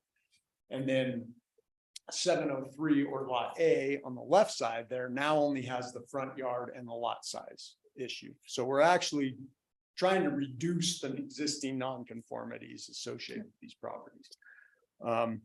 And then the other clarification I'd just like to make in the back there, when we talked about 826 Palmer, those buildings, their garage does not connect. There's about 1.5 feet between the garage that's on the back of this property, 707 or lot B, and the garage that's on the neighboring property. And then the other, I believe there's a question on the garage there that's in the back, and that for 707, that driveway serves a garage, and on top of the garage, there is residential space. So it's a 2-story there. The top is residential. Is that an ADU? No, it is all part. It's all part of the Yeah, residential. correct. When you say A and B, is A and B, and because Jim, you didn't really That's what we've clarify. been using, Okay. assuming we're gonna come in and do the lot line I see. adjustment. We're calling Okay. one lot A and one lot B. Okay, makes sense. And So- just so to answer some of the other questions that Pete raised. Is part of this tidying up things so that if they were to be like sell the properties, that there would be clean title. That you could get owner's extended coverage on, all of the parcel, not having any Correct. encroachments, any. Correct. I mean, we're cleaning up the encroachments. I mean, obviously, if you went to try to sell these lots currently, You'd have a lot to disclose, and there would need to be, I mean, you possibly could get away with doing easements and all this stuff to try to get them Right. sold separately. Mhm. But I think you're gonna have a hard time finding an actual buyer that's gonna accept that type of Right. stuff. So, yeah, the point of this is just to clean up issues that have existed prior, for over 50 years. Right. And, so that it'll be a little cleaner moving forward. Right, right. Makes sense. So one thing I just want to make sure I'm clear, I'm kind of slow, Neil. But it is that, so we need the lot, so the lot line, slam dunk needs to happen. I mean, just to clean things up. But the variances, that's just where I want it. I mean, do the variances, it sounds like they don't need to happen from a legal perspective, but it's from a code issue. I mean, that's kind of what I heard Neil say. Is that right, or? I think Mr. Galuba and the city took a different legal position on that issue. So I think the city's position is that the variances need to happen in order for the subdivision or the Okay. lot line adjustment. That's kind of, okay, that was my question. Mhm. Thank you. Okay. This was a fun one. So. My mind is swimming. So there was Jim made a comment, maybe I should have asked him about the retaining wall. And if the city needed to do work on Minter and that retaining wall, that there would be an understanding by the applicant that this could happen. Is that addressed in the lot split agreement, or how does that get addressed? It is a condition of Public Works and Engineering. It is a suggestion of Hannah, our director, that that comment be on the plat and be understood by the applicants that So it's a recorded exactly. item. Okay. Good question. Okay. Any other questions for the applicant? Thanks, Neil. Thank you. So I'll open up now the floor to public comments on this planning file 7620.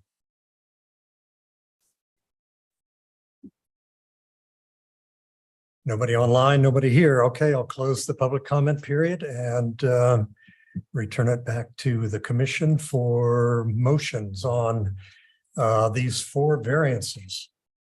Should we do a motion like an action 1 through 4 or variance 1 through 4? Or one at a time. Do each. One at a Or time. do one One at at a a time? time. One at a time, one at a time, Yeah. Yes, please do one at a one time. at a time. Okay. So I don't have, can you put up the variances for me, Jim?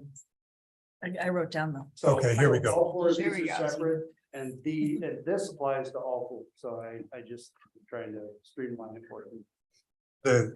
The conditions. Right, exactly. So all 4 action items have the same staff recommendation on this page, so. Yeah, I can okay. go wherever you like. Page 11. So, yeah, action item 1, variance request for lot area on these 2 lots. Yes, please. Mr. Chairman, I propose to approve item 7620, action item 1, a variance request for a lot size. With the findings and conditions, well, all the page numbers are 1 in the staff report, but according to this page 10. 11. 11. Page 11. Pages And 10 through 12 of the staff report. I'll second your motion, Karen.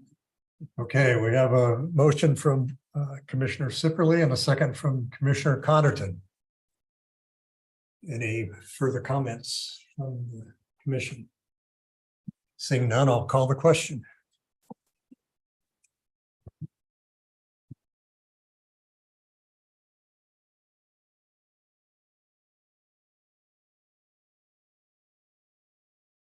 Motion passed unanimously. Okay, action item 2, variance request to allow to establish a front yard setback below the required distance of 20 feet on existing residential lots. 703 and 707 9th Street. And I would suggest rephrasing that to be existing residential lots. and Yes. Structures. Thank you. Structures. Thank you. All right, Mr. Chair, for item 7620, action item 2, I move to approve with the minor verbiage correction, and instead of saying lots, it would say residential structures at 703 and 707 9th Street. With the findings and conditions, pages 10 through 12 of the staff report. I'll second. Okay, we have a motion from Commissioner Sipperly and a second from Commissioner White.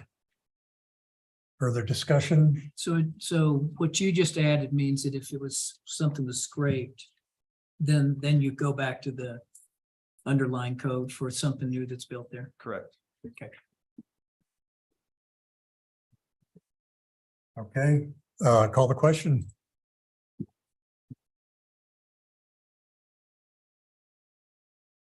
Motion passed unanimously.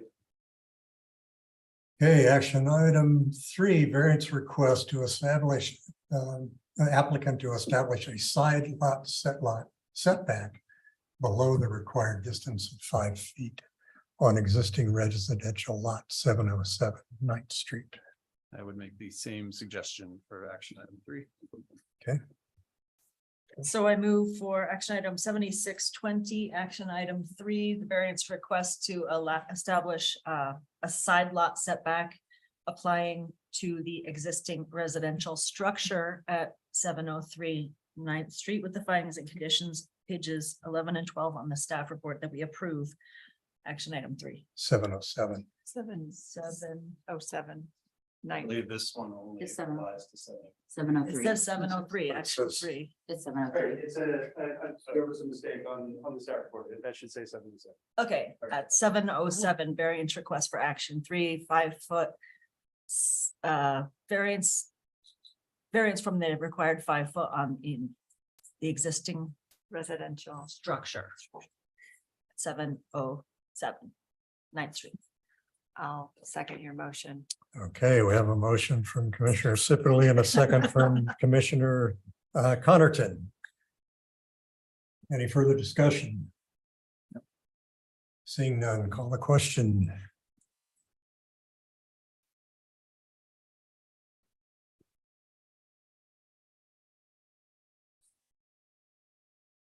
Motion passed unanimously.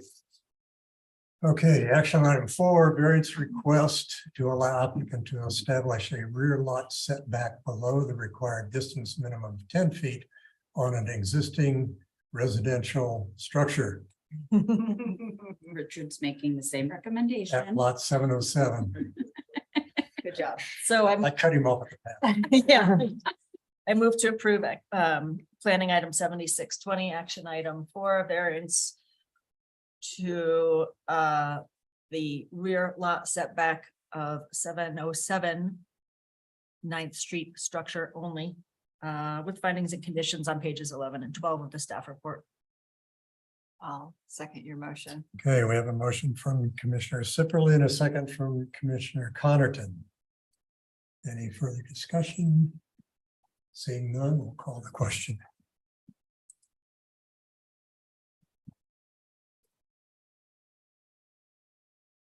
Motion passes unanimously. Okay. Well, good luck. Thank you. Thank you very much. 13 years of work. No problem. Correct. It's only Good three. job. He earned 2020 his was money. 3 years. job. We don't see too many planning files from 2020. I know, I was like, why is this item so not 23? I think it got back burner Yeah. for a while. 2020. Okay, Yeah. Okay, so the next one is my recusal. So- okay, planning file 4623, variance for a garage setback. You did your work on that last. Good job, time. Karen. Yeah, good job. Yeah. I better Take take it up. Take it up. So somebody call me when. Yeah, We'll come get you just. Candace not here. There's nobody. My neighbor. yeah, we've had a request for a 5-minute break. Take that now. Thank you, good.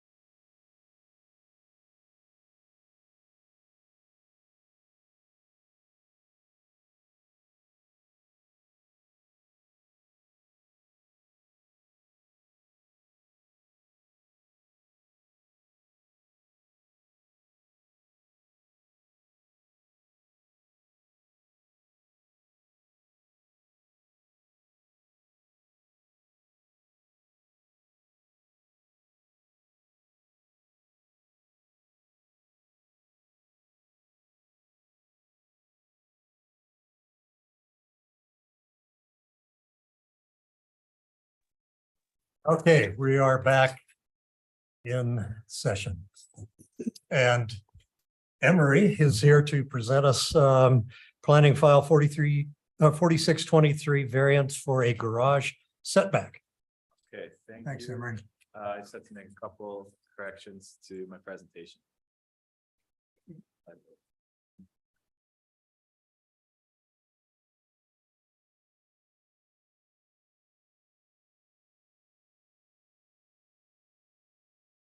Okay, my name is Emery Ellingson. I'm presenting item 4623, which is a variance for a garage at 1019 Bennett. And I'll be sharing my screen for presentation.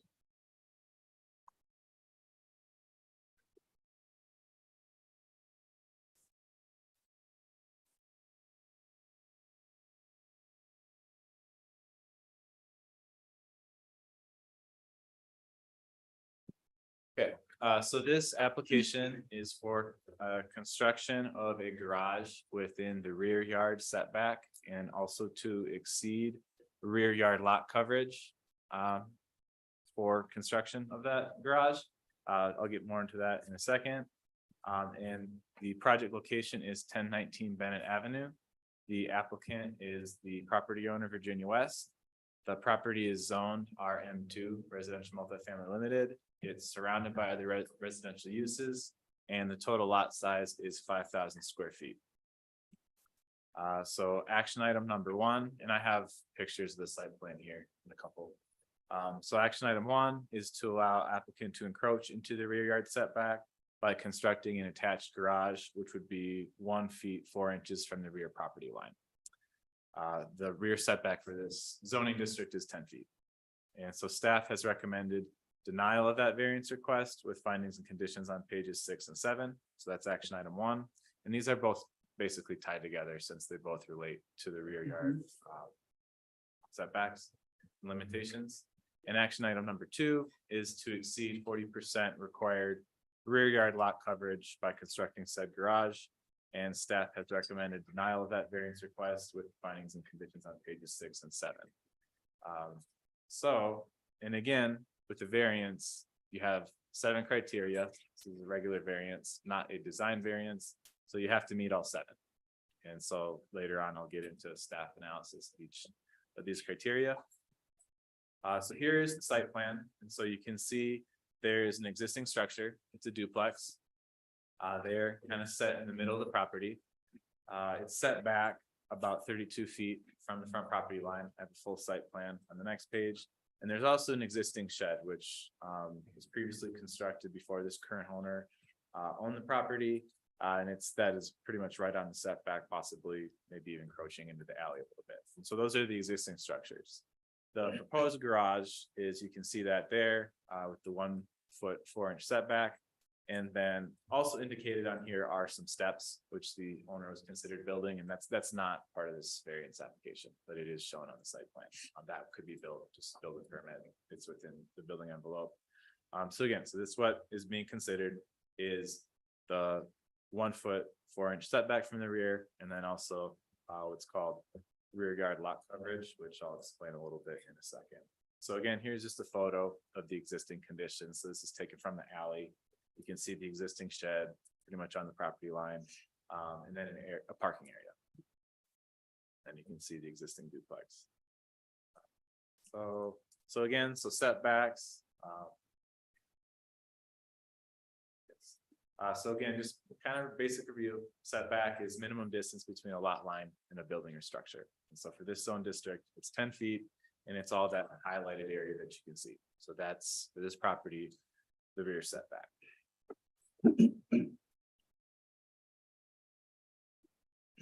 And so again, why do we have setbacks? So the idea is you have a buffer area between, whether that be like a side setback from a neighboring structure, a front setback typically from a street, or a rear setback, which when you have the case of an alley, to mitigate problems associated with snow plows, trash truck pickup, and then also if there ever has to be any sort of utility repair or excavation in the alley. The idea is that structures have some distance to just mitigate problems. And then the second part of second action item is for required rear yard coverage. And basically what this is you have your rear yard setback. Code allows you to place accessory structures in that setback up to 40% coverage. And so things like a little garden shed, other items like that, they can be in that area. For example, if you don't have to have a building permit, you can place a shed up to 3 feet from your property line, but it would cover that required rear yard. And you can't go over 40. So just with like the existing shed, that's already at 23% coverage. Then adding the garage, you're covering what ends up being 65% of that highlighted area, which is the required rear yard. So basically, this is another aspect of potentially having a structure close to the rear property line. So those are the two sections of the code these variances are for. And then again, there are 7 variance criteria. Now let's go through these and then kind of an explanation. And again, you have to meet all 7. Staff found that this particular application met 4 of the 7. But in order for staff to supply a recommendation for approval, we have to find all 7. So I'll go through these each one by one, just with a little bit of explanation. So first criteria is the subject property has an exceptional shape, topography, building configuration, or other site condition that's not a general condition through the zoning district. So staff found that there is an exceptional site condition in just where this building was placed. It's pretty central to the lot. It's actually set back, like I said, about 32 feet from the front property line, which if you compare it to other properties in the zoning district is actually set back a lot farther. A lot of properties in the zoning district are closer to their front property line, looking at 10 feet. And so the fact that that house sits in the middle of the lot does make it limiting to build things in the rear. So found that was an exceptional condition for that particular criteria. Criteria number 2, strict application would produce undue hardship. So staff found that it would not produce an undue hardship. Off-street parking already exists. Granted, it's uncovered. So covered parking would certainly be a convenience. However, staff found that that was not necessarily a hardship, undue hardship. So that was a criteria that, in staff's opinion, was not met. 3, the applicant did not create the hardship by their own actions.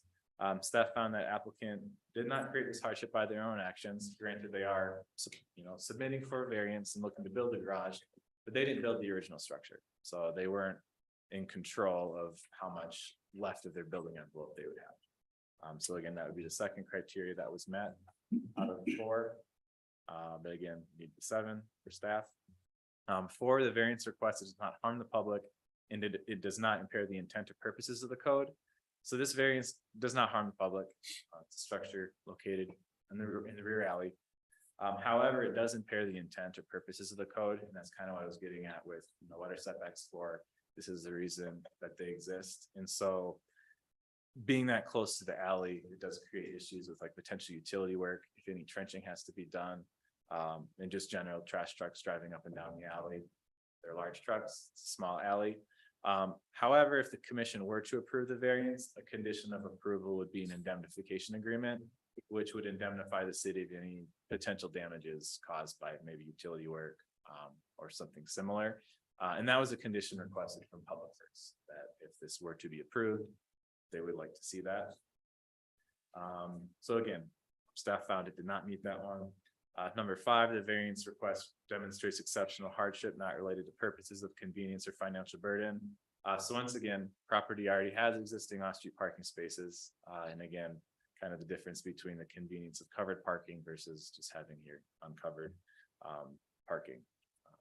So number 6, the variance request would not violate building or fire code requirements. So if this variance were approved, property owner would have to get a building permit, have to get reviewed. Building department, fire department have to meet all their standards. So nothing about this inherently violates either of those, and it would get constructed if it didn't have approval from those requirements. So that criteria was fine. And then number 7, the variance is the minimum variance that would afford relief from the subject standards of the code. So staff found that it was the minimum variance.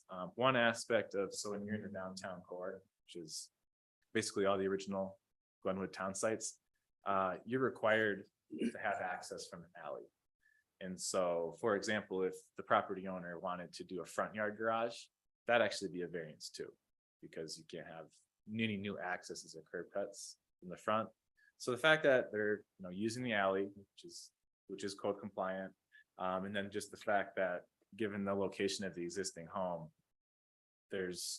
that leaves basically no room in the building envelope without a variance. So when you get to the idea of like, is this the minimum variance, and also it's a garage, it's not, for example, a garage in the second story.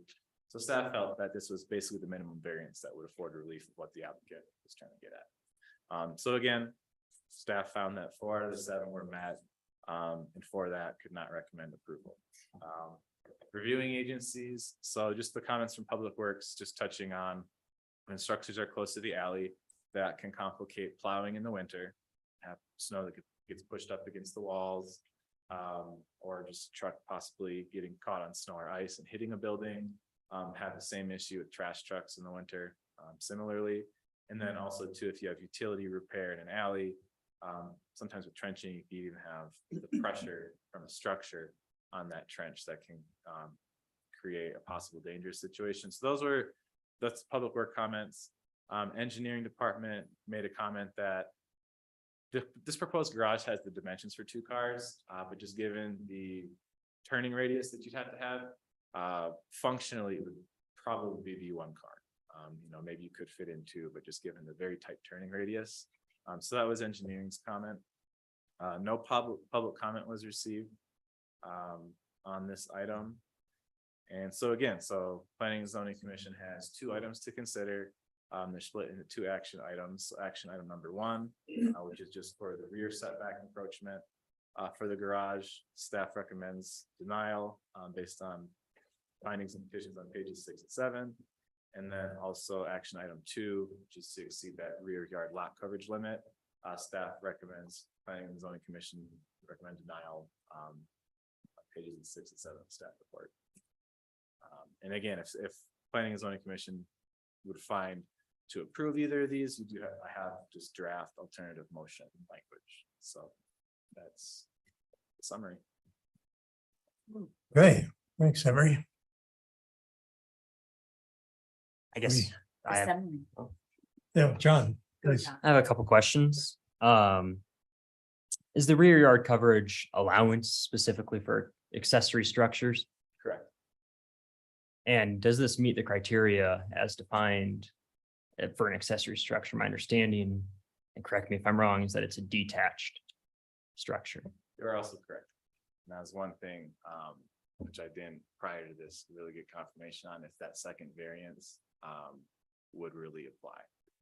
Because if you have approval for a rear yard variance, you're inherently approving coverage in that area.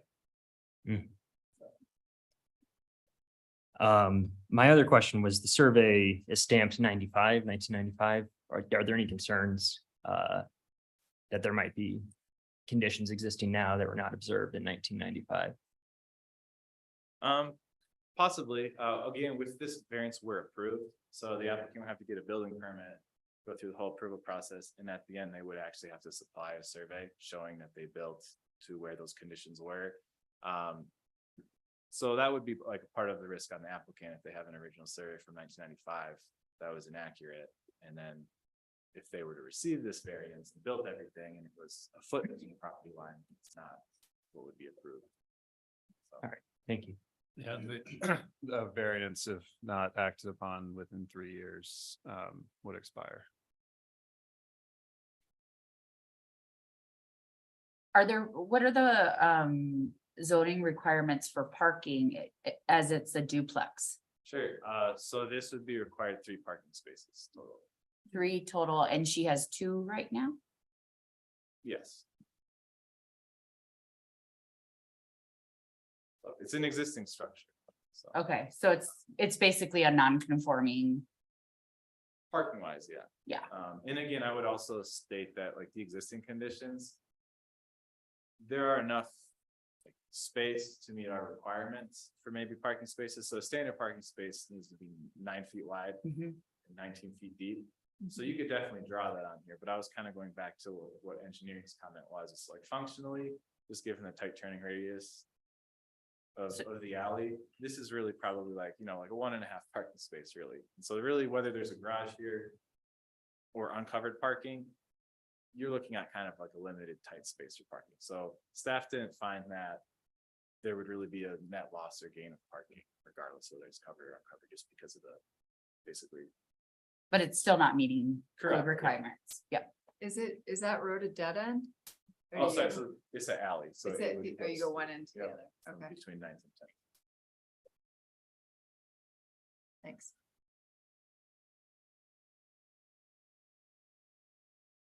Was the shed permitted?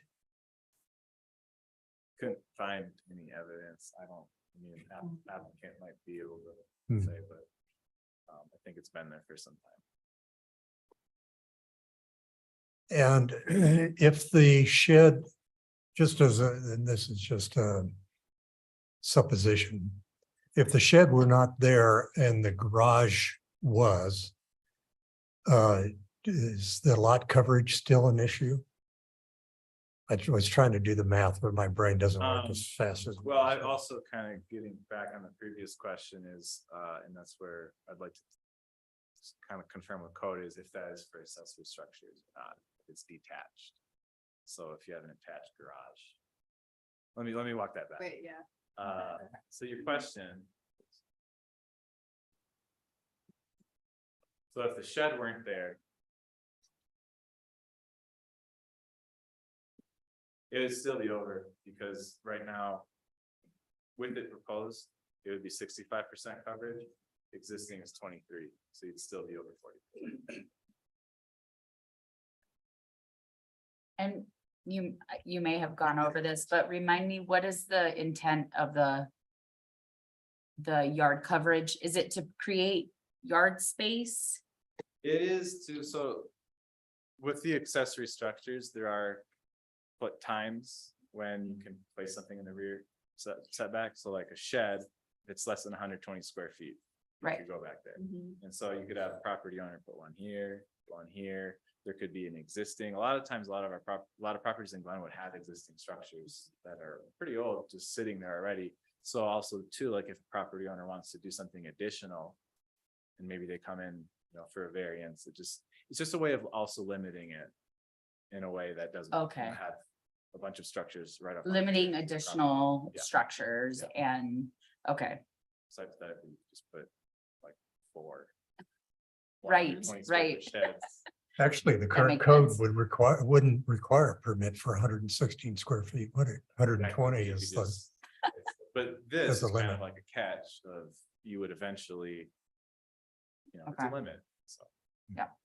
It's an additional limitation. So if you did a structure to the right of the gold, you know, kind of like a carport, like a shorty carport, would that be, could you get away with that? I mean, So kind of. so I mean, you know, let's say you had storage against the existing building and you had even coverage or whatever. I mean, could you do that? Yeah, so let's think about that maybe in 2 ways. So let's say there is just any structure outside of the gold area. That's within the building envelope. No You can variance do it. required. Now let's say, for example, you know. And again, this kind of comes back to there's this limited space in the rear for the property for really any kind of structure. So I think that's, and maybe the applicant would have more comments on alternatives. I did have an architect put together more of a, just a covered area. And why don't we have you formally come up and I have- present? Okay. Oh, I have one more question for Emery. Emery, do you know if the alley where this is located, if there are other garages that are constructed that would be similar to what she's trying to do? I do not have like the exact number of how far from the property Right. line there are, but yeah, as you go north on the alley, there are a number of structures. Which again, they all are existing non-conforming. Right, And cause, you know, kind of the same concern for public works. And I would say too, like most alleys in Glenwood have lots of All over town. existing non-conforming structures close to the rear setback. So this would make the alley more narrow. but is there anything by us approving something like this, does this set a precedence Mhm. for future applications? For people to come in and have reason to expect approval. So one thing worth to mention, and I didn't include this necessarily in the staff report because I wanted you to read it as kind of an independent Mhm. Mhm. process. In 2020, there was a similar, I know some of you were on P and Z at the time. There was a similar request for a same thing, garage in the rear yard setback. It was 3 feet from the rear and actually 2 feet from the side.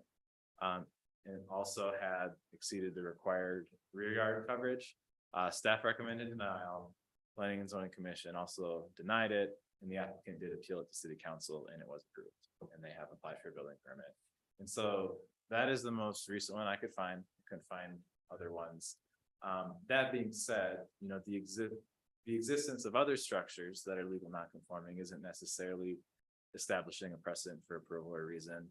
And then I would also say, you know, that had gone through the process and that was applied for, and staff found recommendation for denial for similar reasons. And just because when you have structures that close to the alley, if Planning and Zoning Commission were to approve this, I mean, yes, that is different than the one before. However, I also think that, you know, that's kind of the purpose of the variance process is you look at each application independently. And I think it's important to have consistency. And at the same time, you know, have to evaluate it. You know, because with 10 feet, you know, you could have something that is 8 feet to the setback or 1, 5. You know, so, Mhm. and then context of the site also. is important.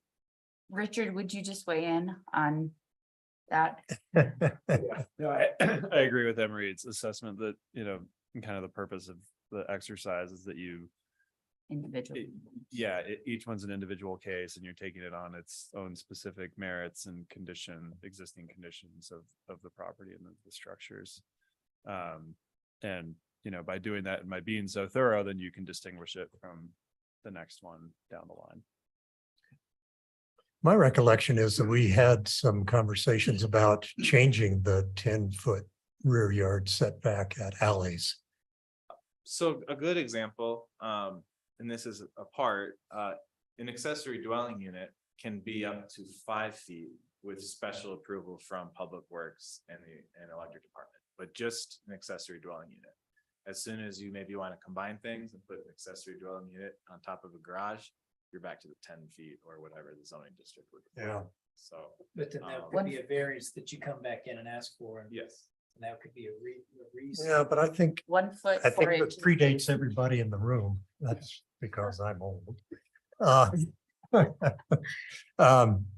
That there was talk of changing that for garages because there were so many conditions around the community that would allow people, you know, that relief. I just can't remember what the process was and how you're certainly right about the ADU. I'm definitely on board with That's that. more but- recent. What's I that? think that was more recent. Yeah, right. No, anyway. I guess it never got incorporated into the code. Yeah, and I guess all that I would throw in, and this is probably discussion versus questions, but it seems like if this is a continual thing that we approve it, that then we should in the future look at code and change code, because if we think that that code is.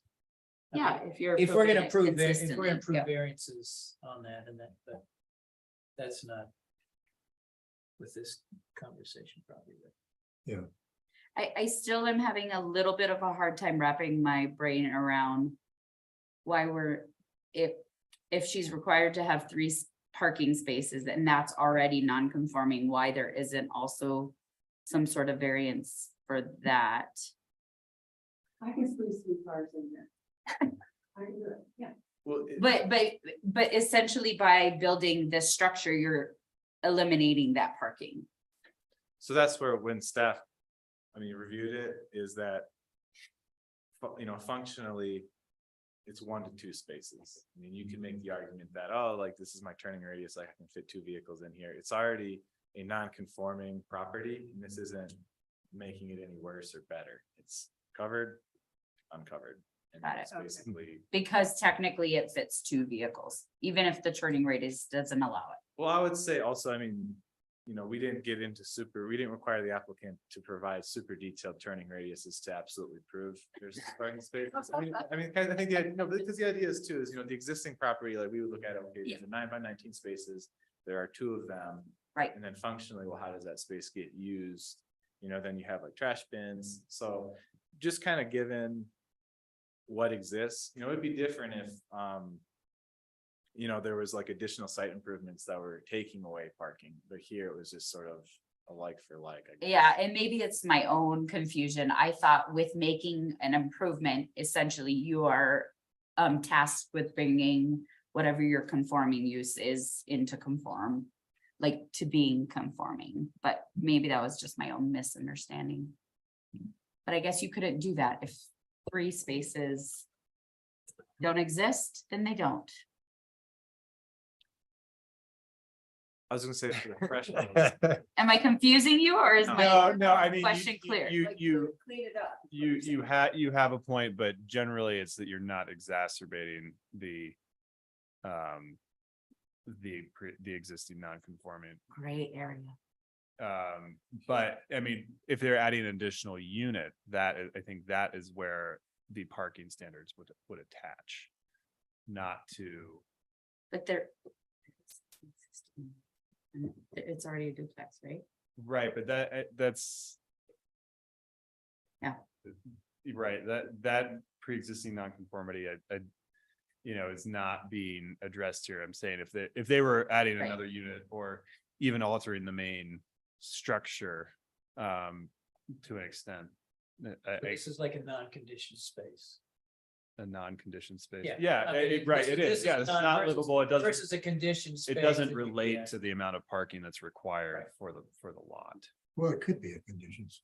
Well, but it's being built as a garage, so that's saying that it's not, right? So for code, as you build it, would not be the same as if you're building it to live in. Oh, Exactly. That's well. what I'm saying, Okay. from a conditioned space.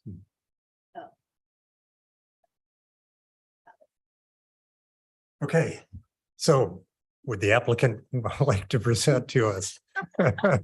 Please state your name. Do so at your own risk.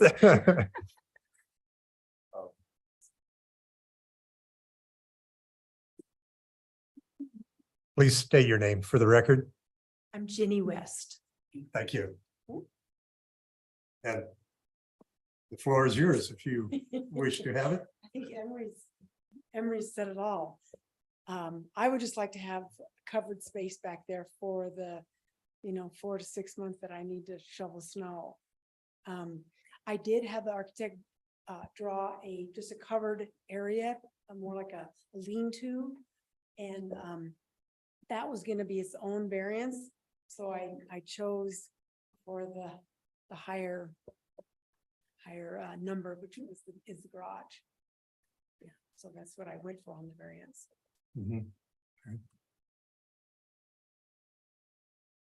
All right. Does anyone have any questions for the applicant? Do you Uh, know, have any structures been harmed in the alleyway by trash trucks or Not to my knowledge. not to your knowledge? Yeah, there is a garage just 2 houses down from me that's on the line. Yeah. Yeah. No, I think, generally the trucks they do a great job, but the risk is mine and I do have to indemnify. I know that. Mhm. Yeah.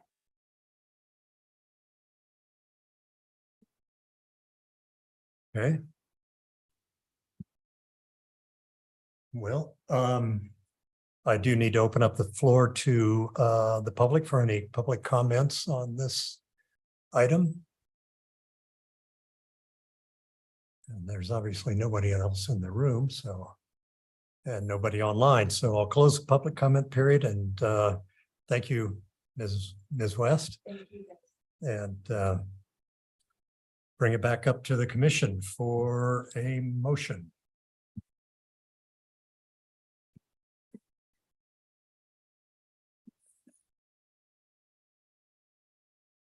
So I'll kind of throw something out here before I do the motion.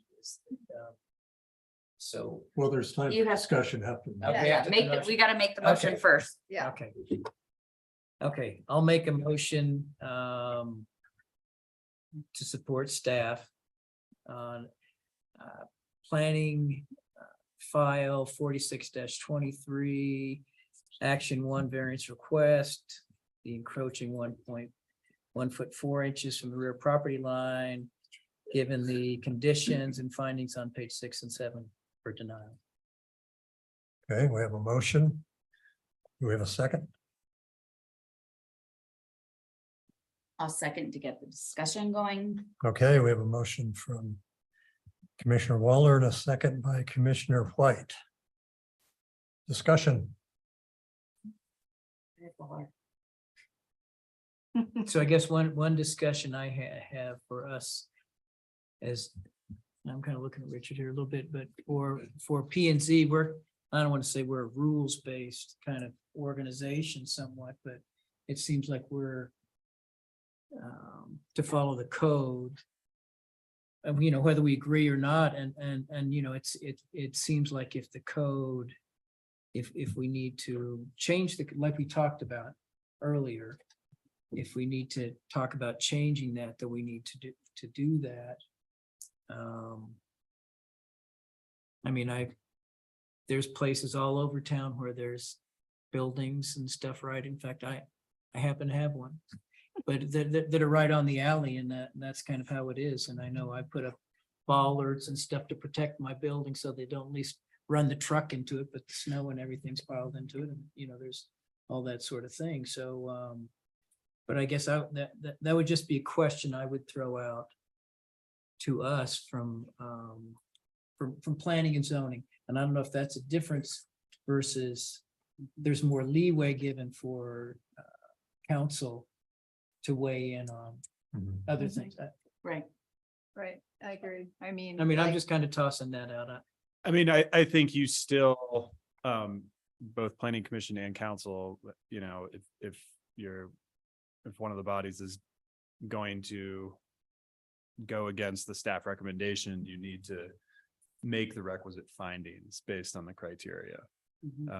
Because, you know, this is a quasi judicial proceeding and you have to take the facts that are presented in the hearing and apply them to the code. So I wouldn't say that P and Z's process is any different from council's in that respect. And so, you know, you can see the facts of the case differently than staff has put in a staff report. So it'd be like taking like the variance conditions that Emery did and 2, 4, and 5 to say that we think that they do apply or not apply. What, I mean, Correct. we check those off. Yes, you would check them If off we and change and that. discuss them how you think that Right. that they do apply. Right. But those 7 criteria is always a high bar. Yep. Yep. You know, to meet all of those, But that's what it is, right? but it can, well, there were 4 instances tonight already that were deemed to meet that. So, Yep.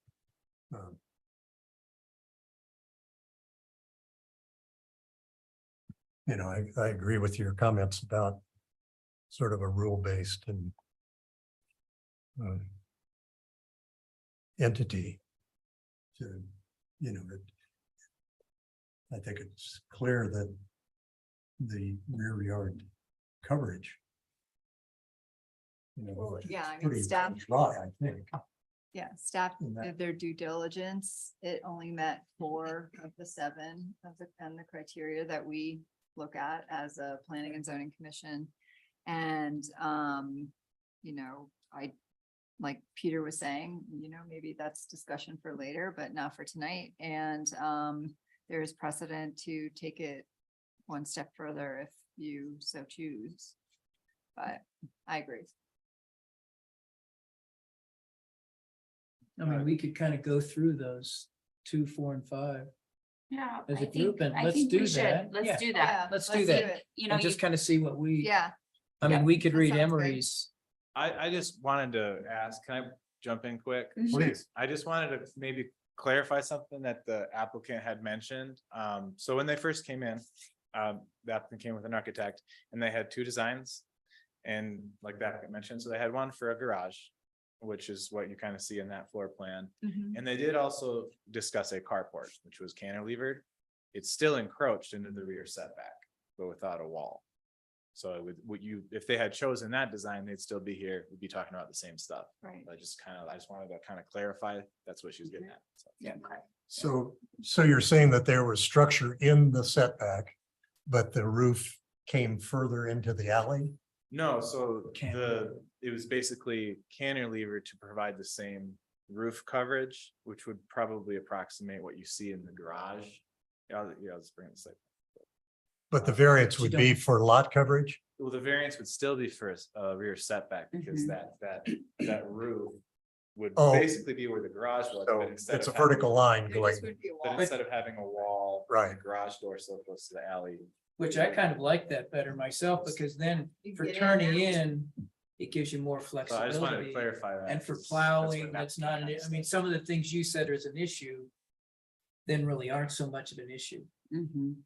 I mean, they're an issue for the homeowner, because the homeowner, you know, like I always hate when the city plows can plow in your alley and then you're out there shoveling. Mhm. So you can get out to the thing and that, I mean, you'd have, but that's what everybody has to do. And I guess one of my only thoughts, just as a layperson, not as someone enforcing the code, is, undue hardship to the applicant might be a safety concern, for winter, for ice, and maybe her eliminating that safety concern, not having to navigate icy, icy backyard for parking. But again, it's not strict enforcement of the code. That's just me thinking hypothetically. I mean, one thing we could do would be to say, we probably should have asked the applicant this one. She was up here before, but would they, hearing that, could we ask to come back for another? Well, continuing. Yeah, is an we're option. continuing it as an option that's a cantilevered carport versus the enclosed garage. And then you could still have you could have even within the building envelope, you could have walls and all of that. I don't know. Mhm. Emery could probably speak to this more, but I don't know if that would change the nature of the It's just the. variance application. Right. That's a staff, but it would we be a might look staff at it. determination. True. So I had spoken to Hannah about this, and if, it doesn't look like she's still in. But this variance request is for a structure, a foot, 4 inches from the setback. Okay. It's to encroach. And so in Richard, you could overrule this if you disagree. But if a variance, you had conditions, you can place conditions on it. At the end of the day, it is a structure in that setback for parking. So staff felt comfortable with if we're approved to administratively approve the actual design, but the setback, the dimensional standard, Still, that's not It's still- something staff I can get- Yeah. approve. Is that? So. In the same footprint as. But it wouldn't be a structure. No, it's still a structure. A carport would still be a structure, still require a building permit. The main reason we're here is because it's encroaching, and so. And it would encroach. Carefully worded conditions, I think. In the with a lot of sky, Staff in the sky, it would encroach the same. On the ground, it would not. still encroaching. Got it. So. Which would be more functional. Yeah. Yeah. I mean, I would look It's at it true. different. I mean, you're not gonna go through a 20-foot door anymore, or 16 or whatever it is. Right, and you don't have. And you're a- not you- dealing you with don't have a hard loft, walls you don't- and, right. for. You don't have, you lose a bunch of stuff. Yeah. What do you think down there, Mr. Planner? Yeah, come on. Come on, John. Weigh in here, John. I mean, I'm personally leaning towards agreeing with the staff recommendation. Encroachment is an encroachment, and again, it's not clear to me that this is even an accessory structure. It's attached to the principal structure. It's part of the principal structure. In effect, not physically, but in effect. It'll be. I mean, attached. It'll be attached. attached, Yeah. the is drawings that were actually submitted attached. appeared The to show it drawings- attached. The drawing showed it attached. Yeah, I thought there was a stairwell back there. well, it got Maybe, moved. maybe that'll be. It got moved to the north.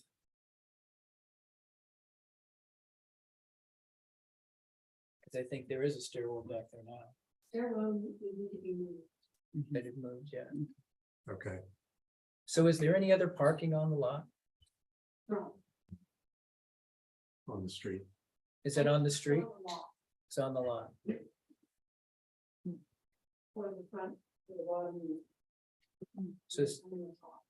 So is that a current approved space that's parking? Current approved parking space? So this house, this house was actually built in 2001, Oh, so it was approved. That's how it was approved at the time. And those were With the counted. parking spot approved in the front? Yep, Okay. and then Is it a tandem spot? See, I didn't know that this Sorry. entire time, so I was always looking for that Yeah. third space. so it was approved in 2001. You got it. And it met Finally. conditions at the time. Is it long enough to even be tandem? To be two spaces? No. It'd have to Approved be for one? 38, I mean, to be tandem, It's two in to the be back, up to one in code, it had front. to be 38 feet Okay, deep, I'm which just asking. isn't All right. able to be put on the lot. And I know we're not supposed to be asking staff questions at this point, but, but as I recall, there's something in code about garages not being permissible to be built from the front street, correct? Well. They so have to be accessible from the alley, correct? in the downtown core. So Right. If you have property and you want to make a new access, it has to be from the alley. There are some examples of where they have an existing one, and like, let's say they wanted to build a new garage. Right, They'd either have to have a variance, 1120 Palmer, when they came in to do. Yeah. I remember that. I remember Going that. on ADU, one of the variances they had to request was to use an existing curb cut. Right. Because they're in the downtown core. They also didn't have an alley, but they still were held to that standard. I guess I was just thinking, would there be a possibility for her to construct one in front, but there's not. It would require variance. So even though you have stuff, even though you already have parking in the back, if you build a structure in the front, which you already have parking for there, that's a variance, even if you're in your building envelope. Are you talking about building a garage with a curb cut and access? to Well, I that? thought if there's one here already, is there already a curb cut there? I don't believe so. Is there? Okay, there is. So there was an existing one. So if say like. The design was to build a garage Oh, boy. and use that existing curb cut, that would still be a variance. So, Even if you're in the building envelope. correct. And there would also be, won't get too far into it, but also design standards for a front loading garage additional, so variance first, just to have. We're a front tough access. place, aren't we? We're tough. And then you'd have additional variances just for design. Which Yeah. basically all the time involved Okay. having the garage setback from the side. So,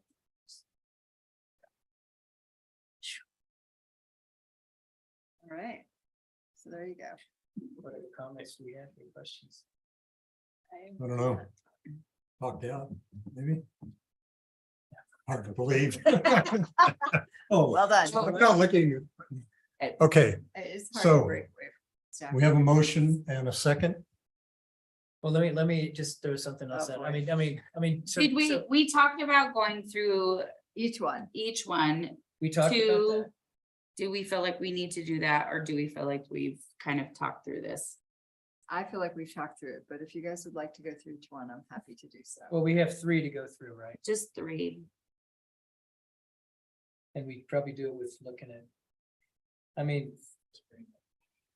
Looks like Emery's pretty good. I mean, if I'm on page 4 of his thing, it's Number 2 is the Undue hardship. undue hardship. And his comment is the absence of covered parking, although inconvenient, does not constitute undue hardship. So we'd have to say, Hard to argue with that. it's hard to, yeah. As you go. What do you think? I agree. Yeah. So all it takes is one, then do we? Nope, no, unfortunately. I would, yeah, I mean, we can kick it upstairs. Well, and then the one other thing you brought up is there a continuance kind of thing for something different? And we heard the carport, which would be. Well, that's a cantilevered good out. question. If Richard. we were to agree with the staff's denial as it has been motioned, and the applicant were to come back with a similar but different design, and like a carport scenario, It's still, can they do that? There is a limitation, what, do we have a 6-month limitation in our code? For, I would have to confirm the exact timeline as far as like when to come back. but there is typically a limitation, so I think that, and also just a quick conversation we had. About Commissioner Houghton's comment about being an attached structure, I think doing a continuance might be appropriate.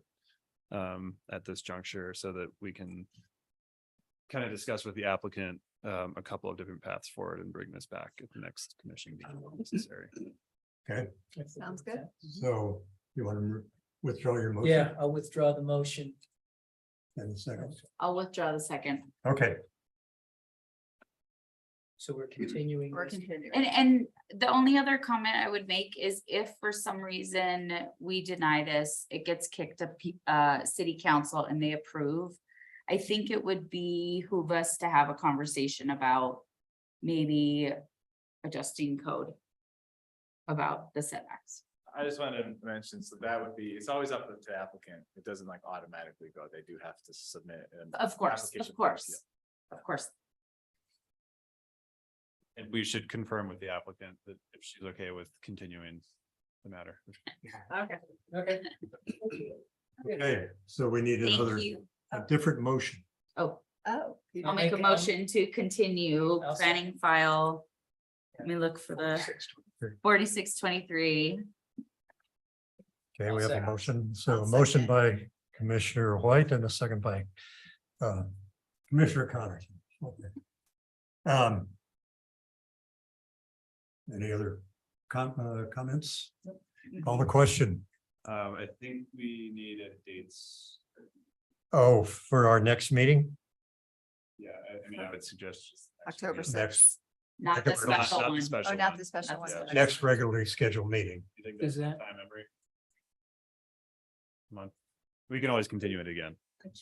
But we'll just say that's when. it Yeah, is. because it could be on the agenda for October. So 24th. continue to the next. Regularly scheduled meeting, whatever, Yeah. October Okay. 20, whatever. Yep. Okay. Okay, Thank you. well, Good let's night. see, we haven't voted yet, but I'll start. Come on. Hit the hammer. Yeah. we did get a second. Okay. We got a second. We got a second for me. Yeah, Yes, she ran But the out. bandito Yeah. can Get me out of here. dial us up here.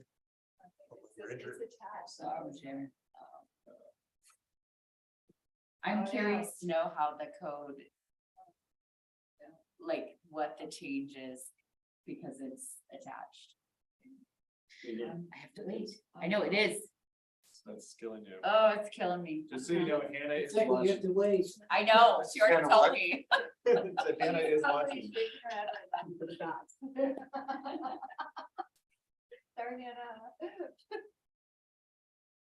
Jim has furrowed brow. Yeah. I'm trying to bring Carolyn back in. Oh, are we Oh, did you voting vote? on this? We need to vote. We're waiting for.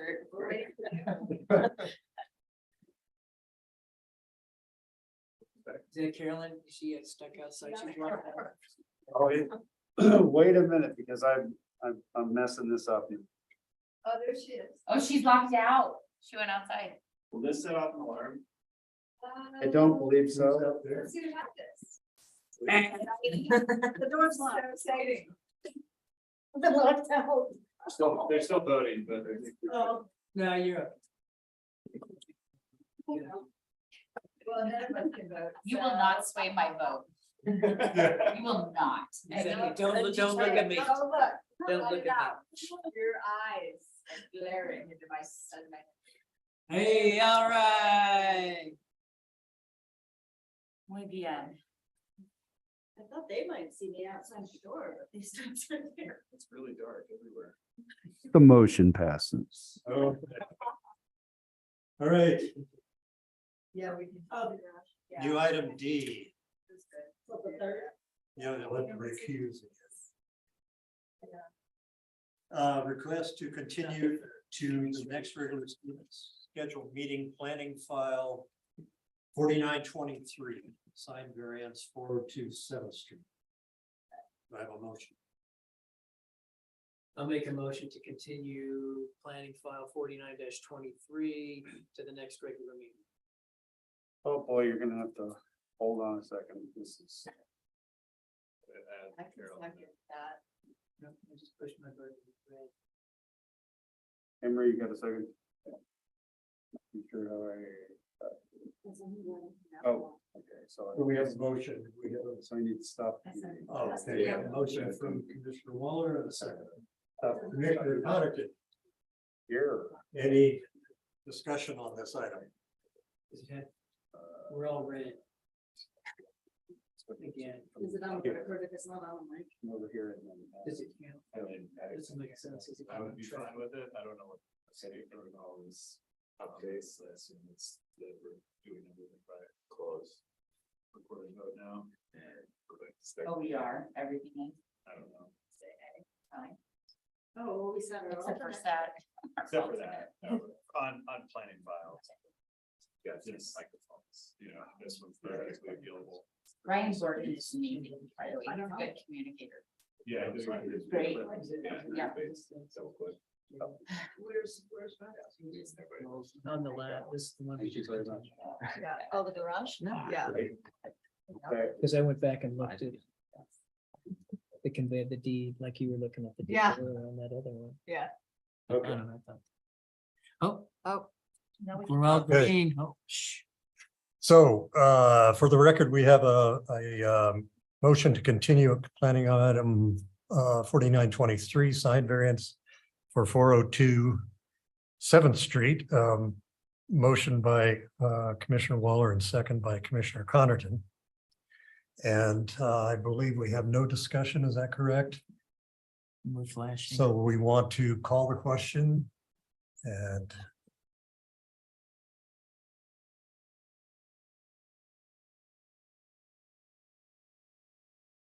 motion passes.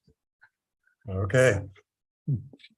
Make the motion to vote to see who likes Emery's hair or not. You do what? It's been that So- way for months. No vote needed. We have, John's here. It's kind of like Darth Vader's. yeah, you are, who are your father? if it's all right, we can get a commissioner comments. You got my- Commissioner comment. Commissioner Houghton. Nothing for me. Okay, Commissioner White wants to make a motion. I do have a question, just because there was a lot of talk about pedestrian safety at that Cowden and 8th location. And I know that on Donegan and Vista, there was a fatality at some point, and nothing has been done on Donegan to rectify that. And I'm wondering what the process is to bring something like that forward to be evaluated. Or Donegan and Vista.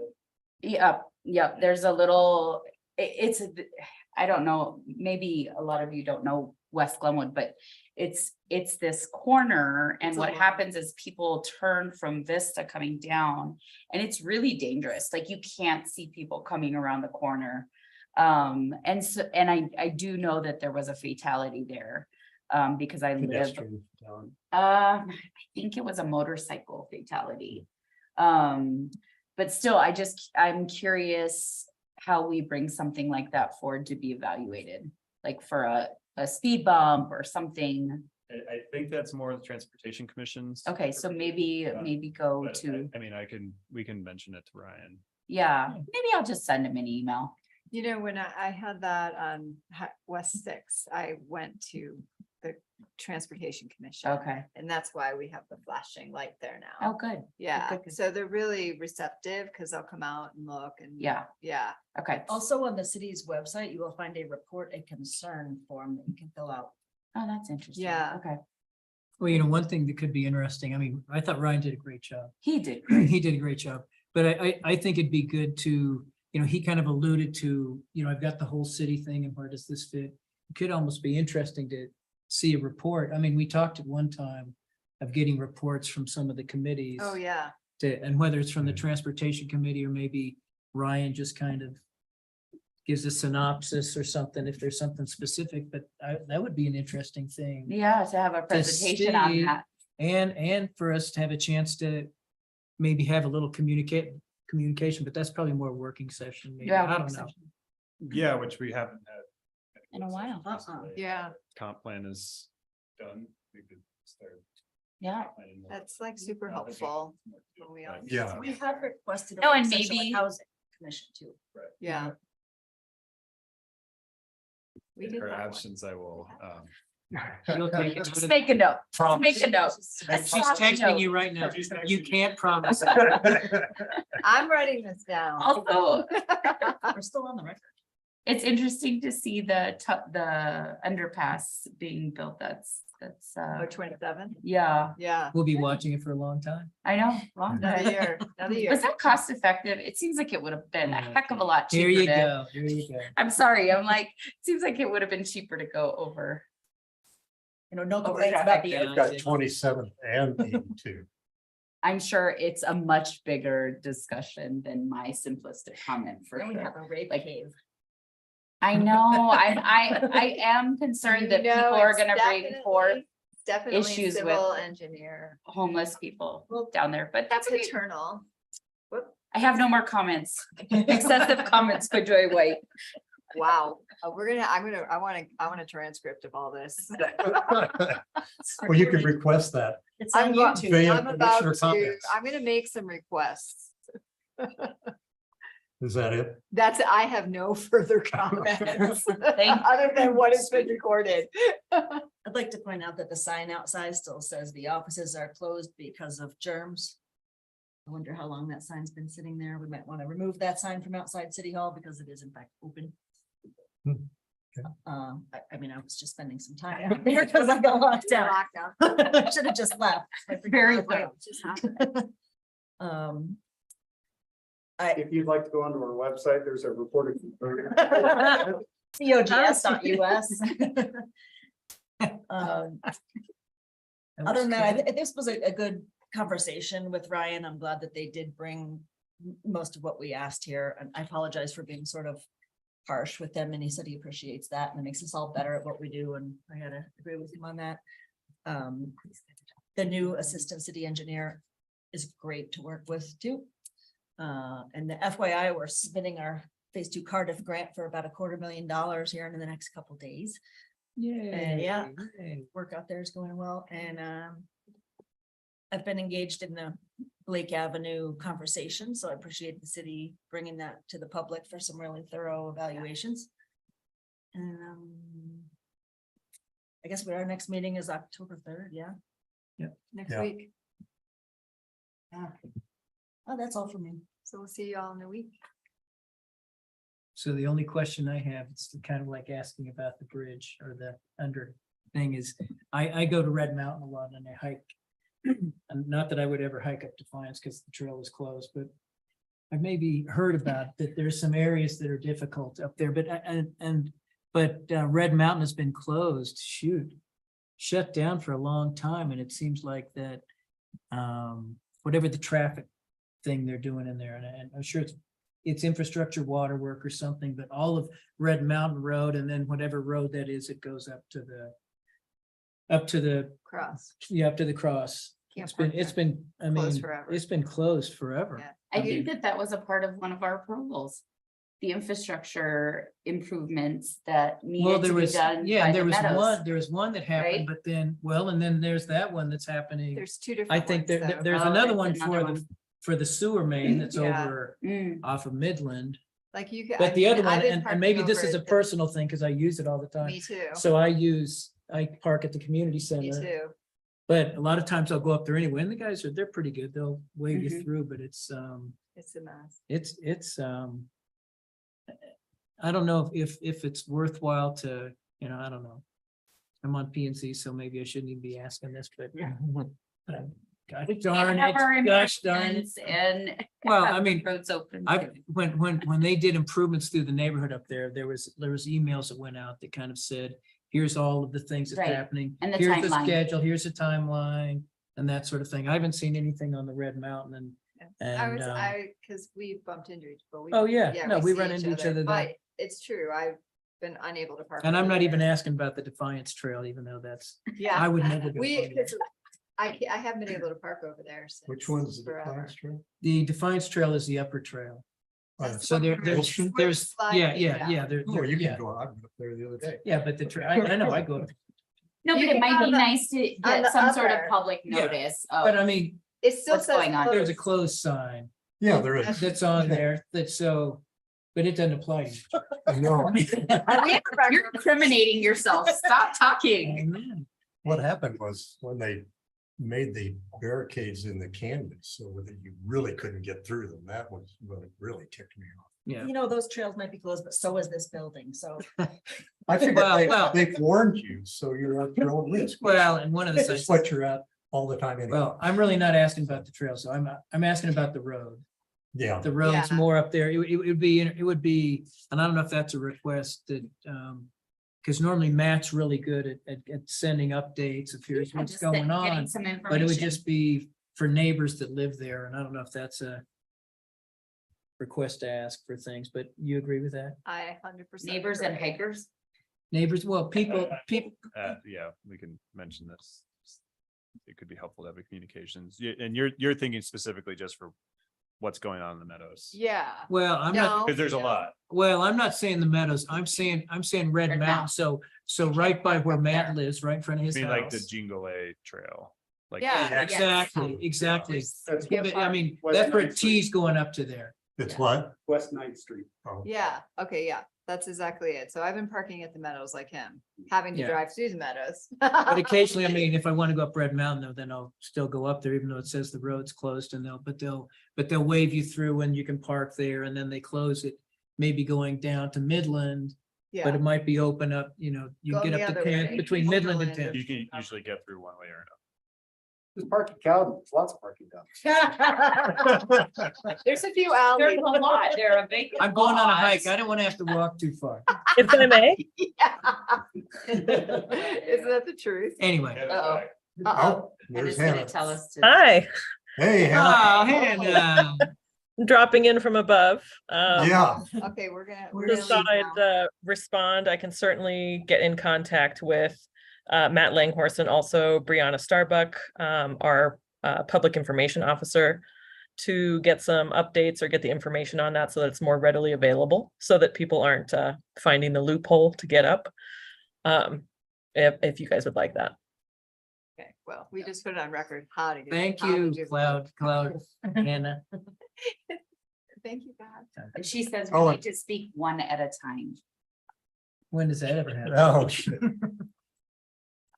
Oh, my commissioner comment is, I'm thankful for the survey that went out regarding upzoning, if that's the right term, Yeah, duplexes and triplexes. Great job. Probably Hannah, I would suspect. So good job from above or wherever you might be. And as Hannah, are you available for director's comments? I wouldn't miss it. Oh, good. You have the floor.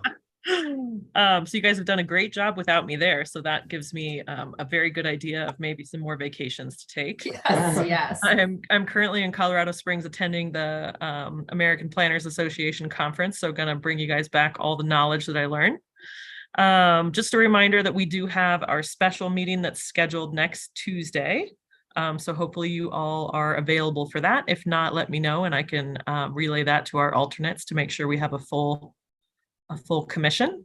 We have 2 items on that agenda and we are still finalizing the pieces for your packet as it does include those survey results that Chair Shaver just mentioned regarding code amendments for upzoning and density bonuses that we discussed a couple meetings ago. So that should be good for you guys to hear. We also have another variance on the agenda. And then just for planning purposes, we will have multiple applications at our regularly scheduled October meeting, in addition to the one that you continued tonight. And I don't have any new hires to report, so that is the end of director comments. Thanks so much, guys, and you did a great job tonight. Hannah, we're not going to be voting on the upzoning, just hearing the feedback, correct?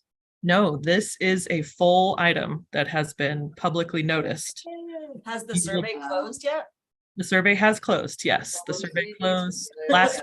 Do your homework, you guys. I'll see. I hear many comments. I know, I did that this time. Yes, we will read ahead of It's time. kind of like whatever that place was over there. Like people with the West Glenwood development. Oh. 480. People are. fired Thank you, up. Hannah. All right, Thanks, thank Andy. you. Thanks. And thanks everyone here and we are adjourned.